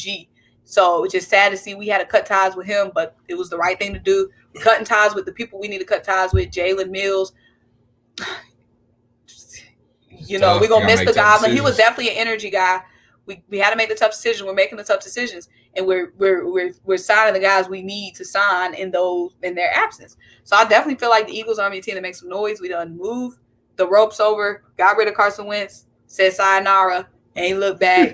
He done took number 2, trying to be Jalen Hurts. Do you think that's what the main reason was for? Yes. After learning how shiesty Carson Wentz is. That was shiesty, bro. Learning how shiesty he was, just the way he did us so dirty. Like, dude, we paid you. We should have benched you earlier, and then you acted like we did you wrong. Dude, you did us wrong. You sucked so bad after you took our $100 million. And you act like you're a victim. Dude. You think Hurts going to be better than McNabb? Yeah, I mean, he can. We ain't seen what he can or can't do. So, the sky's the limit. Jalen, a winner queen. What y'all want in the trade? Seriously. Eagles need a wide receiver or O-line to help them. That's facts, and we definitely going to get that. But, guys, it's starting to get late, and Dylan got my head aching, y'all. Like, he really got my head aching. We about to be arguing off the camera. Because I don't understand how. Because that mindset got me scared. How? I'm saying, don't say nothing. Whatever. Y'all, we got to have a conversation off camera about all those Super Bowl dreams and lies he was spreading on here. Okay. I'm going to teach him what it takes to really get a Super Bowl ring out here as a realistic fan of a bird. Okay. As a realistic fan, I know what it takes. I know what it takes mentally. Okay. So next time guys, hopefully we go live tomorrow. If we go live tomorrow, we go live during the day, during a normal time. I promise we won't say nothing about Matt Ryan tomorrow. Matt Ryan's name will be banned tomorrow because we went to Matt Ryan, Luka Doncic is banned. Luka didn't get mentioned up tonight, though. But I'm just saying because we banned him. I'm over Luka. I'm over that whole conversation. He's in your intro. I mean, that's just because that makes it spicy. Matt and Luka is banned on Tough Callers. Matt, Ryan, and Luka is too triggering. Neither one of those guys will be brought up on this live. Luka not as triggering as Matt, just being honest with myself. We already banned Carson Wentz, Jalen Hurts debate. So we're going to talk to you guys hopefully tomorrow. If not tomorrow Saturday. Yeah, we're going to go live. Tomorrow Friday. Tomorrow Friday. Yeah. So we either going to go live Friday or Saturday. So let us know when y'all want us to go live. Hopefully we go during the day because, it's getting late. But until next time. Peace.